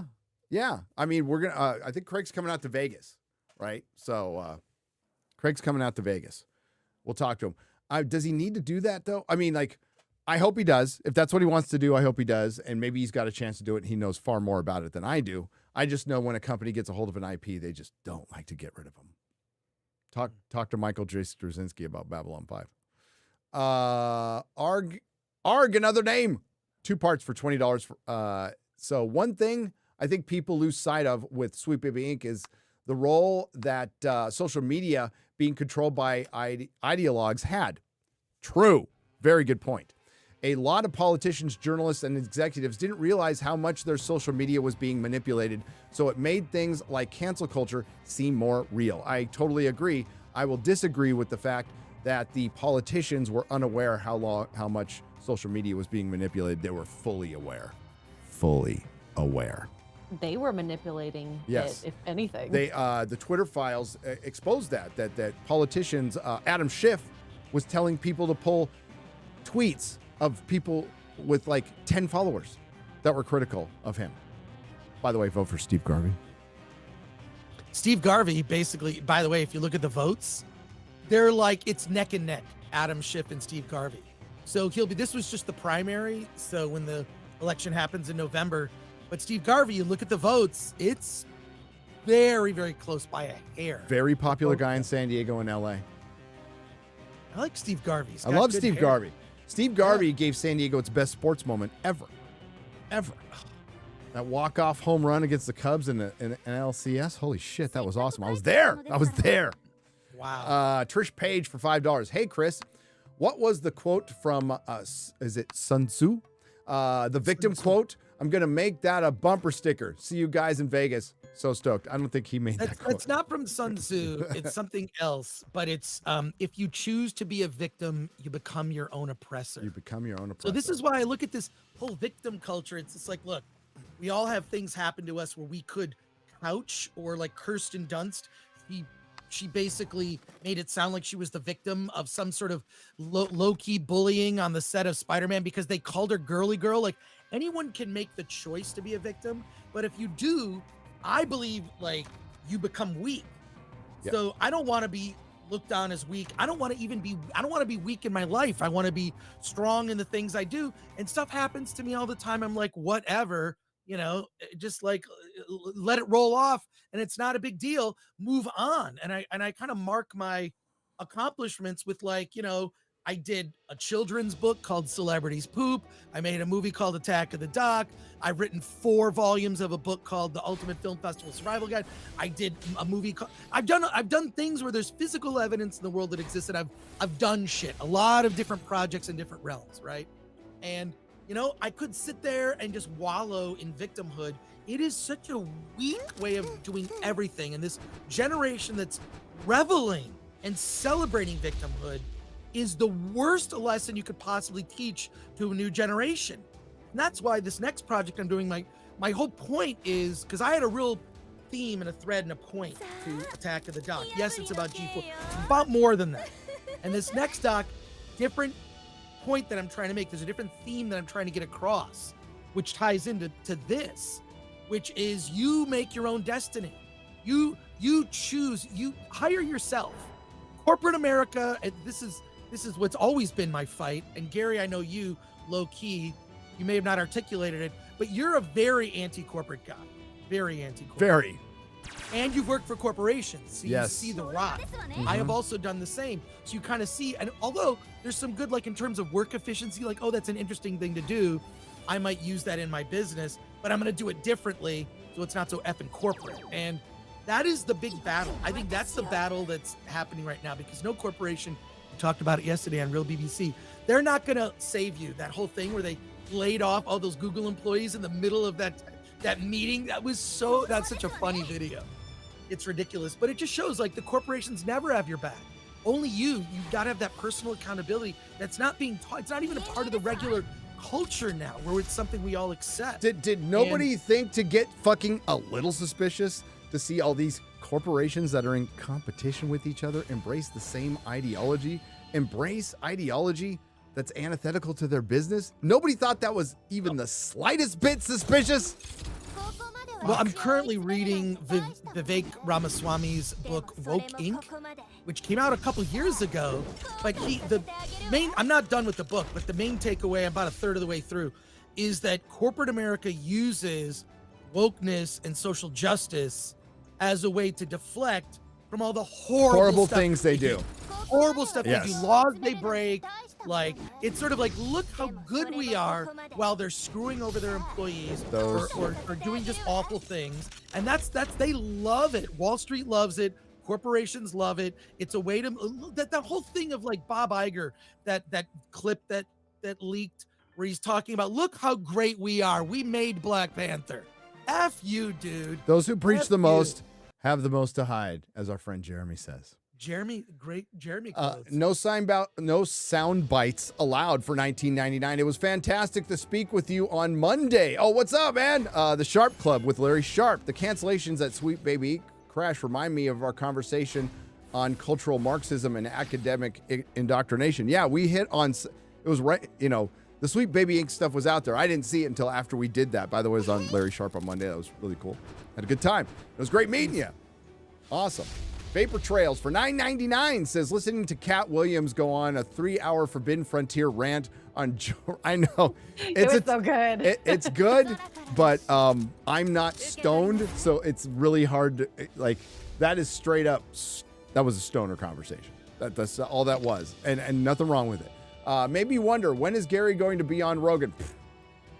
I don't know. It is 100% inevitable. I don't know about that. So why hasn't it happened yet? Well, I can say, well, no, I can't. There's the possibility, I'm not going to be on Joe Rogan, that I might be on something on Monday. Oh, all right. Is it going to be a big show? Yes. Is it called Normal World? No. I was on Normal World with Alan yesterday. Alan Ing. He was in Dallas. No. I'm going on with somebody else, so I can't. I really can't say her. I totally. Oh, dang, man. Okay. I hate doing that, but there's your tease. It's you saw that. I've talked to you about it. Yes, yeah. Let everybody know though on social media. Oh, as soon as I'm allowed to. Yes. Yes. It's awesome. That is really cool. War Van Eagle TV for $10. My favorite thing is to see Gary trying to talk while Chris filibusters. Now, Chris filibusters, man. That's what he does. Filibuster? I just talk too much. So do I. I mean, I'm not filibuster. You're not filibustering. No. Don't. Usually I'm finding my point while I'm talking. Same here. Oh my God, boomerangs! I love it. No. It's like when Chris and I start talking, we don't know where we're gonna end. It's a journey. It's like there's a point out there somewhere, and we'll get there. It's about the journey, not the end. Yeah. Enjoy, all of you, Gary. If I was still in San Antonio working for the Spurs, I'd get you free tickets, but not for Pride Night. Oh, well, thanks. I have not been to this. I actually went to downtown twice. Those are my first 2 times in the last month or so. One of them was to see Dune Part 2. Sweet. I'd go to a Spurs game, sure. I'm not the biggest NBA fan in the world, but thanks for the offer. You know who I'm going to see in Vegas? What? Scorpions. Oh, sweet. So during the meetup week, they're playing Saturday night. So going to see the Scorpions. All right. That Sounds is good. basketball? No, it's a heavy metal band. Oh. From the 80s. They're all probably in their 80s. I don't care. Oh my God, I feel so embarrassed now. It's all right. I mean, it was kind of a, Kind of sounds like a team name. You know what? It would be a better team name than like the Guardians or the Commanders. Or the Commanders. Yeah. What a lame names. I know. Come on, sorry, the Texans, Houston Texans. Oh, did you see that meme that went around of it's an Indian guy wearing a shirt that's red? Oh, the Caucasians. Yeah, I've seen it. That's an old meme. I'll let you know this. I bought shirts for myself, Dante, and Alan, and we're all gonna wear them and go out. Oh, dude, I'll get a shirt and we can wear them in Vegas. Let's wear them in Vegas. Let's wear them in Vegas. I'll get that. All right, let's do it. Yeah. Jimmy X Drummer for 50 Martian pesos. Greetings from Poland. I have a new dream, a 4 to 5 hour cut of Denis Villeneuve's Dune in IMAX format on 4K Blu-ray. They might, I wouldn't be surprised at all if they released part 1 and 2 back to back. That would be smart. I would do it later this year too. I would do it this year. You can pre-order the part 2 4K right now, no release date, but it's available for. He has to put deleted scenes on it. This whole thing, there are deleted scenes. They're pretty inconsequential for part 1. But just give me the deleted scenes. God, not happening.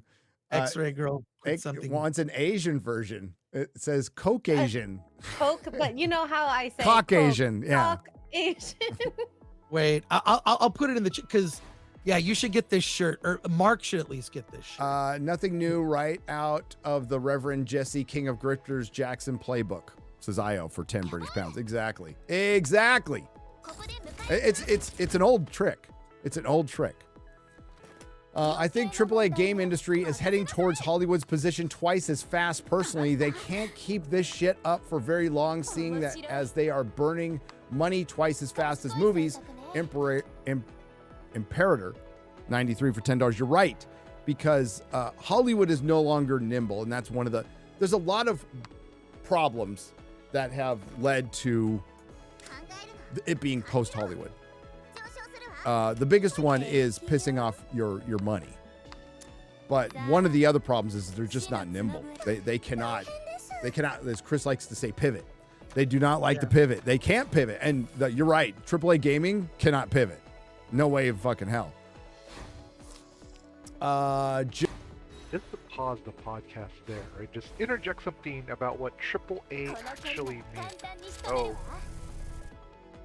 So imagine the business side, like investing, right?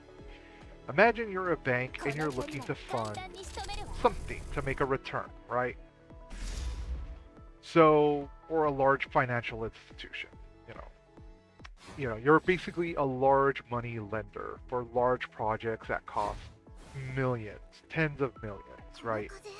So, what AAA means to like an investment bank, like a AAA video game, is a video game that will definitely make its money back, become popular, and sell more than enough copies to pay for itself and its investment, to the bank many times over. It's a safe investment. That's where the origin of AAA comes from.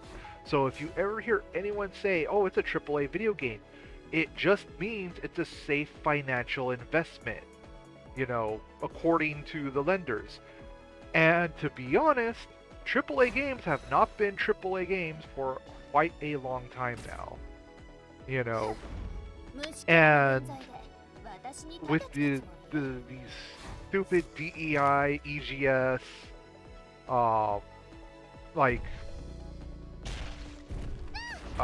what's the word I'm looking for? Requirements on top. If I go up to like a BlackRock or Vanguard, right? Large financial institutions, right? If I go up to them and don't comply with any of their outlines for ESG or DEI, they won't lend to me. So that means my project's dead in the water without financial backing. And quite honestly, I don't believe a company should rely on financial investments. I honestly don't. And because it's basically living on credit. And the worst way for you as an individual is to rely on credit, because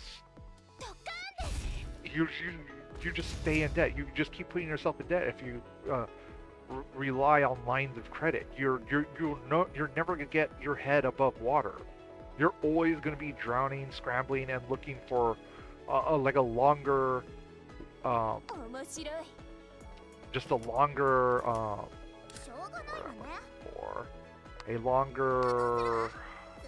what is the word I'm looking for? You do nothing because you're stunned. But you're gonna move forward.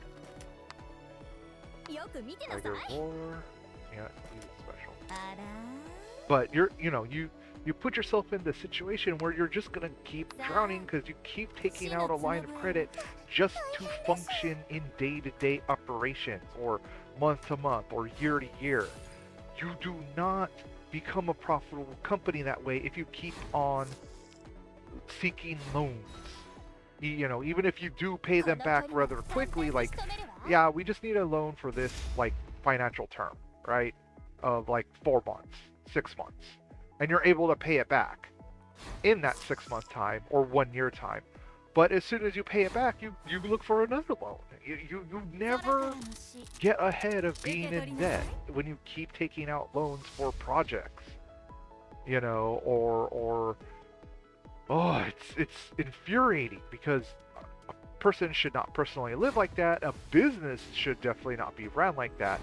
But, you know, a company is like, well, you know, like, what's a great example?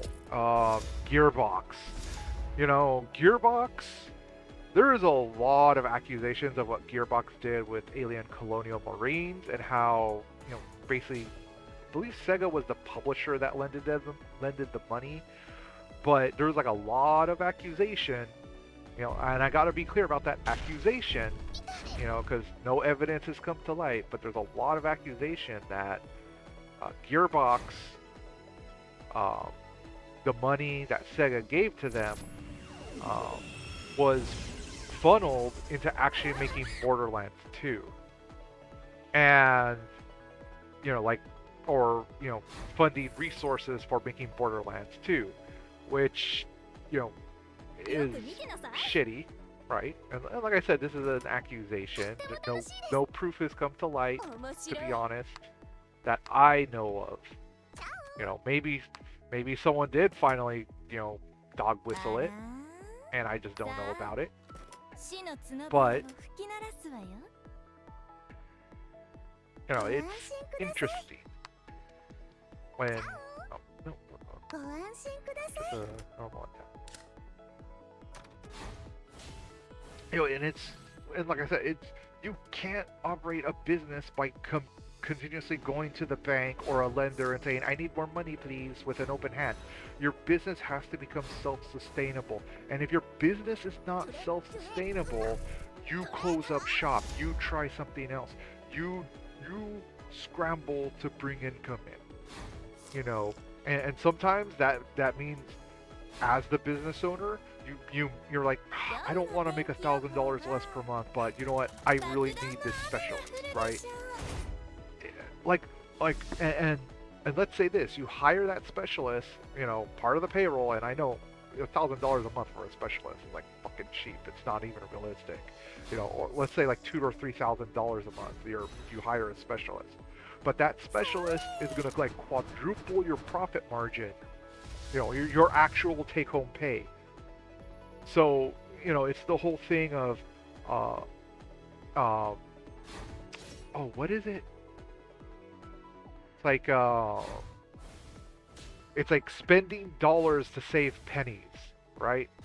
You know, that's what some people literally do. Is like, because they just want a bigger take-home pay without considering, like, okay, if I just decide to take $2,000 less take-home pay for like 6 months, but after that 6 months, my take-home pay now starts becoming exponentially larger, you know, from like 2,000, like, you know, sure. Wow. Tiger got wrong. I did not like that. That was... What are you? You're like an annoying piece of shit. Oh. Yeah, you're an annoying piece of shit. Oh. Great. You know, so... The one thing... Oh, cool, I can counterattack. So the one thing I hate, like I say, is when companies like purposefully choose to like keep themselves in debt or in a cycle of borrowing money, you know, and they consider that part of, I mean, like, yeah, you could consider it as part of your expenses, but you want to get out of debt. Like I said, you don't want to stay in debt. You don't want to keep borrowing money from a bank or an institution. You want to get ahead of that. You want to become self-sufficient, not only as a person, but as a business entity. So, like, this is why I hate AAA video games. It's because the original meaning of a AAA video game is for a financial investment firm, bank, etc., to look at that AAA tag and be like, oh, it's a safe investment. It's a video game that's going to sell many copies. Yeah, we'll go ahead and fund that game. That's what the original meaning of a AAA video game was. But now that, like I said, a lot of lenders, like, the biggest lenders, I should say, that are capable of funding millions of dollars worth of video game development, a lot of those big lenders, like, have requirements for ESG, DEI, quote-unquote woke stuff, but, it's a big disappointment. And the reason why is like a really, you know what, you're out of, you have no ammo. You know what, I think I gotta, I don't know, well, yeah, for me to S-rank this stage, I think I'm gonna need, first, not to put my tiger right in the face of that thing, and two,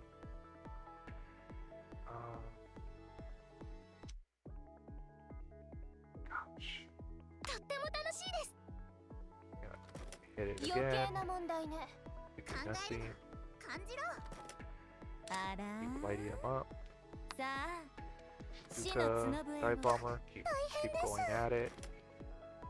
Carpet bombing. So, there's that whole. That's why I really hate the title of AAA. And when that one dumbass said it was a quadruple A video game for friggin' whatever that pirate game was that came out for Ubisoft. When he said it was a quadruple A, I was like, you're an idiot. You're an idiot. That's not what the whole triple A, meant. It was like, it's like, So that's why when I hear AAA, like, ever since I learned that the AAA title literally just meant a video game that was safe to invest into, as soon as I learned that, I was like, so AAA video games are bullshit. It's just a financial safety tag for investors and banks. That's why I'm like, I don't believe in AAA video games. I just believe in well-crafted made video games. And you know what? I'll be honest. Sometimes a well-crafted video game can be a gacha game. Like, it can be. It could be a quote-unquote waifu game because the game actually has mechanics or cool characters with skills in them that could really change the battlefield. And man, this thing is tanky as fuck. This thing, wait, what level is it? I don't even know what level it is. It might be way out of my level, but I could already see, oh, you're moving forward. That's not good for me. So, that's my little side rant while I'm listening to this podcast about AAA. It's a bullshit title that really shouldn't exist or be used to market market a video game to people who want to play and buy the video game. People who use the AAA title are basically coding, using it as like coded language to say like, this is a AAA video game, which means it's a safe thing for investments or investors to pour money into, people who buy stocks in that company. Oh, it's a AAA video game. That's code, that's a safe bet. So okay, buy stocks in the company and before this game's released. And like I said, I personally hate it, but I interjected for long enough time to finish listening to this podcast because there's only like 25 minutes left. And I'll probably end my stream and go have some breakfast because day is breaking. Joseph Dots for $9.99. How about the Authority essentially fighting grape culture? Yeah. Grand Wazoo 42 for 10 British pounds, or euros, sorry. Some associate from a company which stands for diversity and inclusion tried to cancel a guy from Brazil because he made a list to inform people. Pure cynicism. Yes, the Grizzy for $10. The culture of hypersensitive is why I'm hopeful for the Henry Cavill Warhammer series. It's the kind of masculine, angry, violent energy we need. I just hope Amazon doesn't screw it up. Pulp Morton, I agree. Molten for $10. Hail all, I super chatted on F&T last week, and it's Pulp Morton. Mortum. Oh, Jesus. It's Pulp Morton, not Morton. Well, hey, we're dumb. Gary, reviewing sci-fi pulps and just hit 50 subs yesterday. Excellent. Congrats. Thought I'd share the tiny milestone with you all. Cheers. Well, congratulations. Well done. Well done. Lord J for $10. How's the wall taste, girly girl?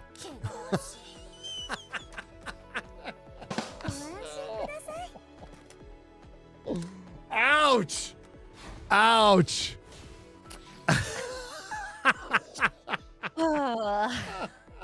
Wow, that is savage. Holy This fucking, yeah. No woman could defeat the wall when you know your career's over because you're too old and you don't look as good as you did when you started your acting career. Yeah. But I mean, the wall comes for everyone. You know, I've hit the wall myself already in my life, and I'm like, you know what? My life's not gonna get better than this. I'm just gonna accept what I was dealt, keep on trucking, and maybe if I find someone else in life I could share my life with, cool. If not, whatever. You know, I'm you know, I don't want to say I'm like entirely black-pilled, but definitely a few shades lighter than absolute black darkness, like the abyss into my soul. I'm like a cup of coffee with no creamer or sugar. There you go. Very, very, very, very, very much going to be extremely cynical about any future prospects, but it's okay. It's okay. I'm going to take things every day. I'll be alright. Yeah, and I'm really liking that because this boss has been highlighted or marked. I could point blank artillery him, but oh yeah, you can't attack anyway because you're being debuffed. You have no ammo. Because JU-87 special skill. Well, that or you just literally only had so much ammunition. I don't know. I'm not entirely sure, but this one was still rough because Tiger got killed. And I don't like Tiger being killed. You know, I think I need to go with a light tank.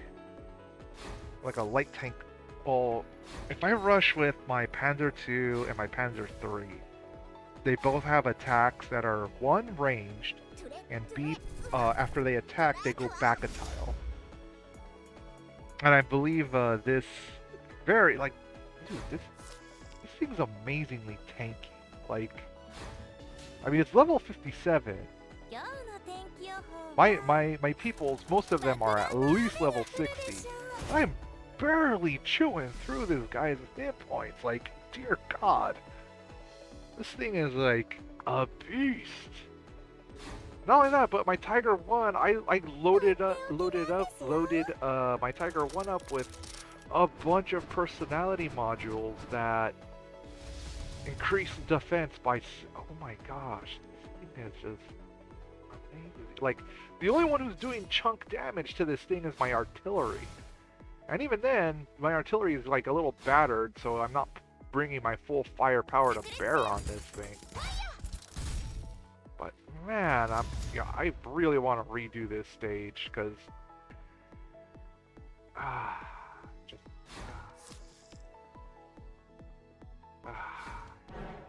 Anyway. Wait, did this thing just effing revive? Oh, no, there's just a little segment of it left? Still though, I am like, this thing was massively impressive for an enemy. I mean, I think we're just gonna ruffle stomp on it completely right now, but just still, it's still alive. Oh, all right, return to the stream or hit play on the podcast. But yeah, that was savage. So Shit, that was good. Epic Might for $10. People that are passionate about and actual fans of what's up, Epic Might, of superheroes can make stories that fans will flock to them. Fatigue is because studios are lazy and won't let actual creatives create. Yes, I mean the fatigue. Like, I don't think fatigue is the right answer. I think it's done. I think it's just fucking done. There'll be outliers. But Hollywood's already looking in another direction. And I've already told the story. I saw Bruce Campbell in 2019 do a Q&A before Evil Dead 2 at the Castro Theater, which was amazing. And somebody asked him if he would do superhero movies. And he's all, no. And as a matter of fact, producers can't wait to be done with them. They can't wait. And it showed, especially post-2019. It really showed that there wasn't a desire to make anything good. And they didn't give a crap about you. They took you for granted. Madam Web is the ultimate slap in the face. They're like, let's just slap a title on this and call it a superhero film when it wasn't even that. It shows how little respect Tom Rothman has for you as a fan and Hollywood. But it's a bigger problem than superheroes. I want to S-rank that. It goes way beyond superheroes because there's is it Star Wars fatigue or is it Star Wars is fucking dead? Star Wars is dead. Well, maybe it's just something as simple as meatloaf for dinner. You know what I mean? It's like, I actually personally like meatloaf, but if you eat it for dinner every night, maybe you kind of get tired of it. Yeah, maybe that's superheroes. Kirsten D is a victim because she has nothing left of a career, and now she needs to be part of relevancy. This is true through upholding the Hollywood tradition of victims and abuse of women. Yeah, it's a holdover for me too. Kayloth for $10. You are absolutely correct. Where am I? I'll get over there. Here we go. Jesse George for 5 Canadian pesos. Hey, Gary, I'm planning on watching Doctor Who for the first time. I would like to know how many seasons should I watch of New Who before it gets to shit. I would go 8. 8. Oh, I mean, the episodes I just watched were so good, by the way. The best place to stop would be the 50th anniversary. You would be missing out Capaldi. There are some gems, but that has the best ending. But I would say you're okay with 8. And that's where I would start. I would start with New Who and then go back to Classic Who. Because like New Who, like you'll know if you like it. And you will. You'll go back to Classic Who, which is fantastic. Utterly fantastic. I was just going over there was a time when Doctor Who was good. I was just talking about this yesterday, and I will tweet it today. Asylum of the Daleks, which is in 7 seasons. It's season 7 with Matt Smith. It's a choppy season, but that was the opener, and it was a fucking banger, right? And there's a scene where a potential companion put your earmuffs on, X-Ray Girl. Oh, I know. Is this the episode you guys were talking about yesterday? Talking about yesterday, where they chop up a beautiful girl and make her into a fucking Dalek. It's fucking horrifying. It's creepy. It's creepy as hell, and it's one of the best scenes in Doctor Who, and it's a scene they won't do because it's violence to women. This is why the sensitivity read and all this filtering is such nonsense. This is what Russell T. Davies saying, like, never mind, go on. It just puts these dumb guardrails on storytelling. And the whole thing is you should have no limits. Now, obviously, you evaluate your ideas, like maybe not do this, whatever. But it should be a free-for-all in terms of the writer's room. We've heard so many cases of people, being afraid to say the wrong thing. In a writer's room, you should be able to express ideas, including bad ideas where you don't end up using them. But like the fact that now ideas are going to be evaluated based on like, well, this person we can't have any violence against because of X. It's stupid. It's Too many stupid. rules. Yeah, It too many is. rules. Too many rules. Davros being taken out of his wheelchair. So you might as well take the Daleks out of their little their capsule because they were humans at one time. They're a genetically created race that now look like a kind of cephalopod. Big eye. Brujo for $5 Australian. I'm in a supermarket now, and these guys are so late. The milk carton I just grabbed has Gary and Chris on the cartoon. Oh, on the carton. And cartoon. Big Raj, thank you for the $1.99 super sticker. We appreciate you. Andrew Matthews, thank you for the 2 British pounds. Says happy birthday, Mark. Happy birthday, Mark, by the way. Yeah, his 40th. 40th birthday. Holy crap. The age of not enlightenment. Midlife crisis. Peace or utter destruction for $1.99. Say something nice about Star Trek V. I like Star Trek V. Why wouldn't I say row your boat? Yeah. That's that one, yeah? Why does God need a spaceship? Yeah, that's actually kind of a cool thing at the end, that part. But it was a little weird with Spock with his jet boots. Uhura being naked, doing a little dance. Right. Yeah. Oh. Well, it's a silhouette, but. Oh, okay. Eric K for $2. Happy birthday to Mark the Cyborg. Blabs the Tower Tard for $2. If there is an ARC near you, that is the best. ARC. Corey Wilson for $2. Worked for Goodwill. Just another retail job, in my opinion. There you go. Matthew, what do you expect? Matthew Hammond for $4.99. AI Alex Jones reading Lord of the Rings gets better every time I watch it. Oh, yeah, we got to watch it, but we don't have time today. Get Woke, Go Broke for $10. Don't mind me. I'm just here to say...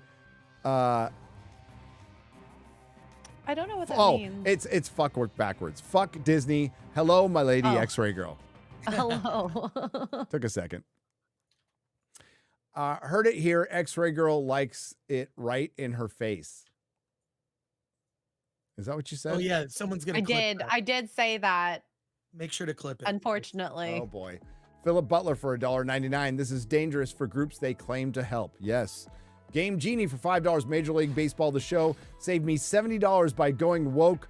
Vote with your wallet. Women don't buy sports games. This is all DEI grift. Yes. Yeah. It's actually true. I don't like sports games either. Yeah. How many women buy the show? I don't know. What's the percentage? 1? Yeah. 1%?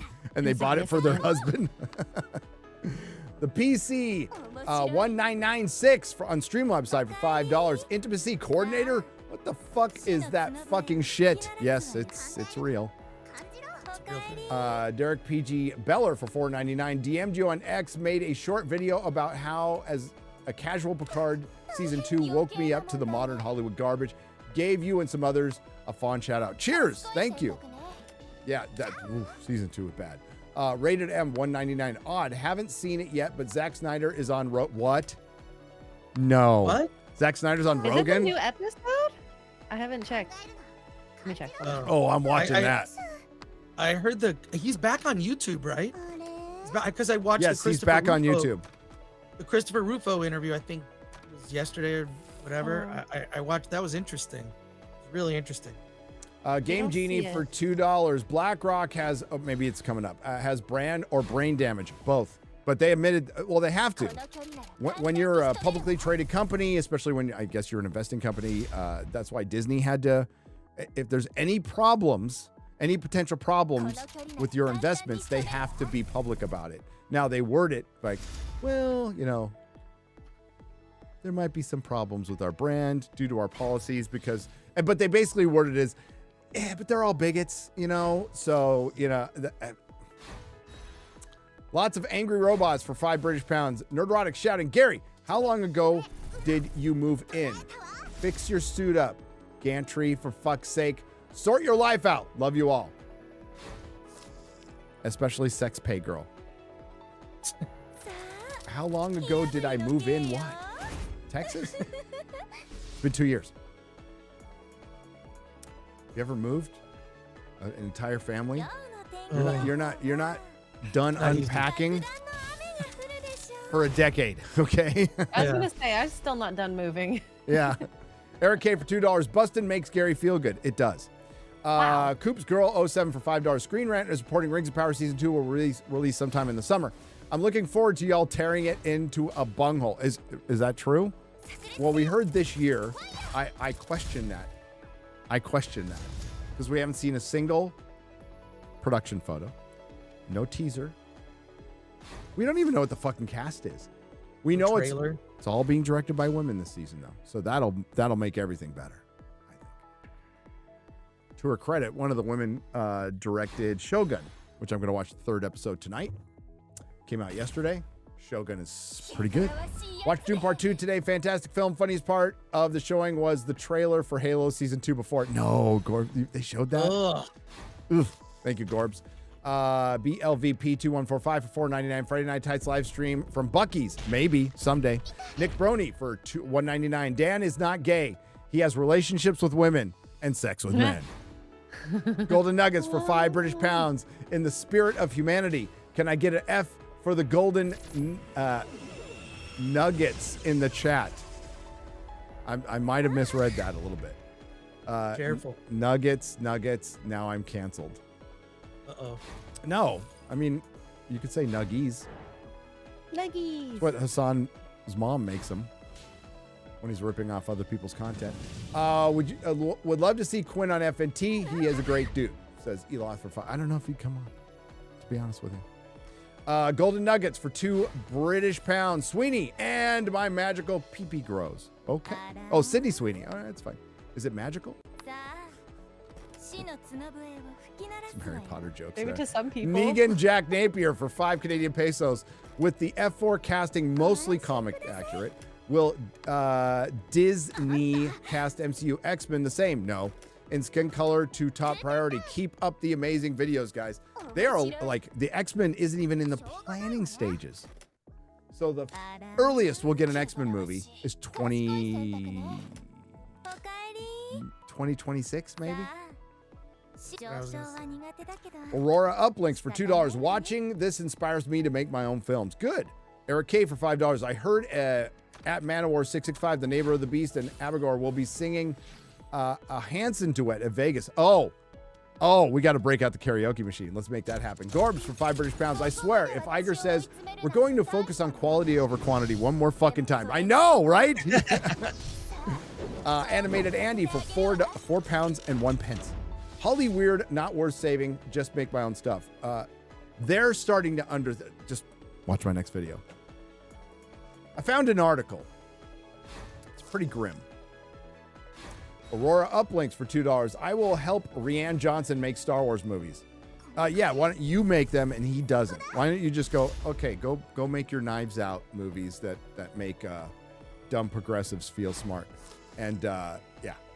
Callum Lyall for $5 Australian. Chris, shut up about Godzilla versus Kong, or don't see it at all, and screw you for calling me dumb. I call you dumb. I'm definitely gonna see it. I mean, I plan to see it. I just, every time I see that trailer, I feel like an idiot. It looks stupid. Yeah, it doesn't look like a good movie, but enjoy it. It's okay. I like dumb movies. I'm dumb. I just think that, like, in the shadow of Godzilla -1, I think it's kind of not the direction I would. Embarrassing. It's embarrassing. John Gibson for $4.99. Long live the '84 Padres. Hail, R.I.P. Tony Gwynn. That's right, I miss him. Callum Laya for $2 Australian. Just say you hate me, Chris. It's okay. Big Worm for $5. Animation Vault needs to be monetized so I can super thanks him. Right, he's not monetized. Yeah. Oh, he should be Keep now. supporting him then. Albawa Cinema for 500 Martian pesos. Hey, Chris, big fan and filmmaker from Kenya. We are cooking some African sci-fi fantasy for your wonderful people. Hell yeah. That'd be cool. Send it to me. Send it to me. Inject some common sense on the Streamlabs side for $5. Orlando Informer tickets for the June 6th and 7th go on sale tomorrow at 10 a.m. They are limited. Jar Jar was not responsible for Alias, by the way. Get your shit right. He was responsible for Alias, though. Like, he produced it. I believe he wrote a lot of it too. But what's Orlando Informer? What is that? Inject some common sense. What is that? I'll have to look it up. Rook Takes Rook. Thank you for the $5. Lego. Thank you for the donation. Lego Fifth Doctor for $4.99. Is the forerunner to Sweet Baby Inc. the company that came in to improve the real Ghostbusters? Oh, maybe. Kaloth for $4. Star Trek 5. What does Hollywood need with an audience? I know. 9 and a 23, $5. Hello, gentlemen. Currently suffering in LA, but I'm in the market for comics and was curious if you knew any shops in the area. First time chatting. Chris. Comic shops. You're looking at Comics Paradise in Pasadena. There's another one called Comics Factory on Colorado. Those are the two that I know in my neighborhood. There you go. Hello, everyone. One turn off already for me for Deadpool 3 was the TVA. The TVA storyline holds back everything. Single main character of superhero adventure. Love you all. Keep up the good work. I agree. Ronzilla for $9.99. Taker 610 for $5. Gary, did you see the Furiosa trailer? Yes. It says her Odyssey. Then it zooms out to say only that her, and then the and I died of cringe. I did see that, the hero's journey, and they had to put Mad Max in the title even though he's not even in the movie. Yeah, a Mad Max tale or something. It's pretty stupid. A Mad Max tale is fun, and it doesn't look good. Like, and then it was like, say her name. Like, what are they talking about? I think that, remember when people were fighting back when this was early days. Okay, so it's understandable, I guess. But when Fury Road came out and a couple people were calling it feminist propaganda, people going, they're actually calling this feminist propaganda. Can you believe it? Well, how's that played out? Because now it is. This fucking confirms it. So, yeah, they were right. Gary, if you were advanced sci-fi levels, would you ever consider getting cybernetic eyes? Maybe just one to try out if you can't get much worse. Says Rook Takes Rook for $5. If I was about to go blind, maybe, but it'd have to be solid state. Nothing Wi-Fi, nothing AI, nothing. Yeah. But there is a thing that can fix it called glaucoma surgery. It's just, I don't want to pay for it. And I can see good enough. Anthony Barlow for $2. Thank you. Default name for $5. Speaking of dumb movies, Ace Ventura and Deadly Ground were released 30 years ago this month. Damn. Yeah, I love Ace Ventura. And that's the last one. Couldn't make You couldn't. No. It would never pass your fucking, what was that, sensitivity reading? Yeah, or Austin Powers or any kind. Oh, such a good movie, though. Or the Hangover movies. None of those movies could get me. I just feel like Hollywood has to stop listening to the 300 loud people on Twitter that make it appear as if a lot of people think this way. I don't think it's true. I think it's a loud minority, and I think what you need to do as a company, have a backbone, stop listening to the loud minority, and look at the facts, look at the data. The data is how much money did your project make? How many eyeballs, how many people watched it? What are the ratings? Get back to those being the only metrics that matter, and companies like Sweet Baby Inc. take advantage of people's, they weight things that happen on social media much more than the things that actually matter, which is how much money did it make, how many people watched it. Those are the only things that matter. All this stuff of like, look at this, it's trending on Twitter, there are like 6,000 people. 6,000 people is nothing. Yeah. 6,000 people is nothing. The United States has what, 330 million? I think every day it's like an extra million people, right? Right. Ah, yes. To come in here to vote and get $10,000 gift cards from the mayor of New York City. But what an effed up thing that's happening to our country. Anyways, yeah. So I think that's what you have to look at, is just, you have to be kind of unemotional about those kinds of decisions rather than being swayed by someone who takes the marketing team for coffee and frightens them with that people are going to say things on Twitter. I think where we've reached, and this was started, I think, with a bunch of things happening, but a lot of it was like Elon Musk saying "F you," you know, when he said "F you" in that speech. Yes. Like it was just like "F you." You know, you look like you're doing good when you're actually doing evil. And I think that now that inspired a lot of people to say, yeah, why are we listening to this minority of people who are morons? I think that the tolerance for this is, look, I'm very tolerant. I love all sorts of different people. I take people at face value, whatever. But at a certain point, I'm not going to be bullied. It's ridiculous. Right. And that's what it turned into, is horrible bullying. And I'm not affected by it. Certain words just don't matter anymore. Call me up and down every day. It doesn't matter. No. So, actually, I don't care. I like a good scrap once in a while. Well, it can be fun every once in a while, but I Yeah. try to temper it with humor. Yeah. But the problem is people are Share too that real stupid to quick. understand Yes, humor.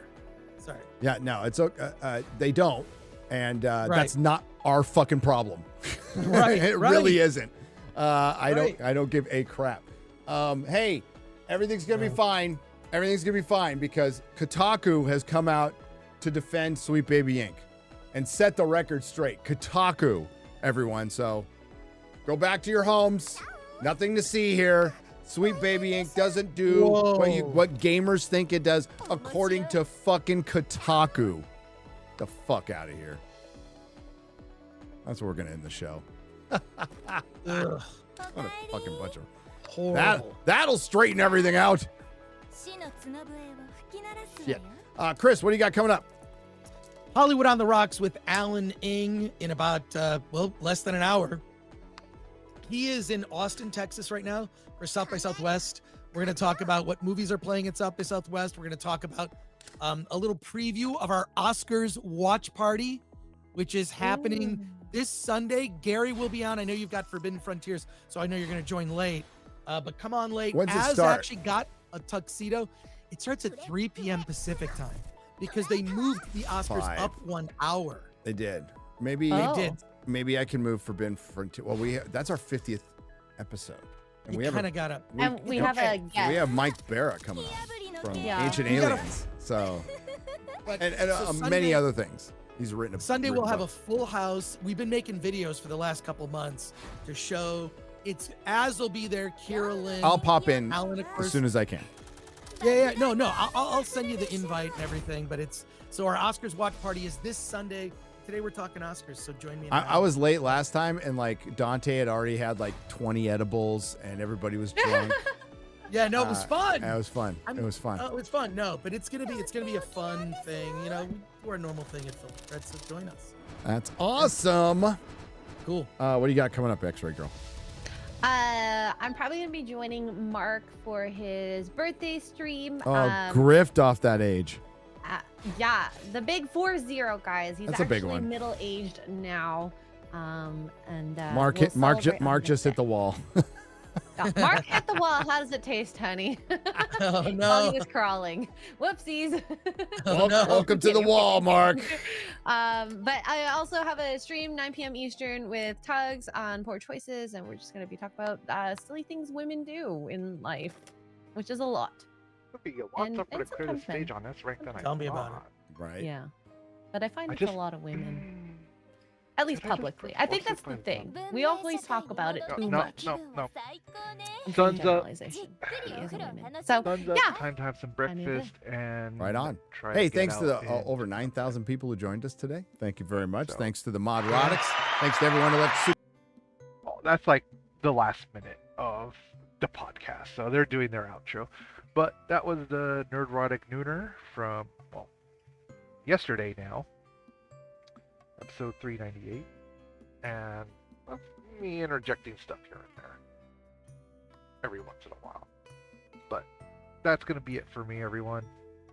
If you're watching on the VOD, live, wherever, thanks for watching, and have yourself a good one. Peace.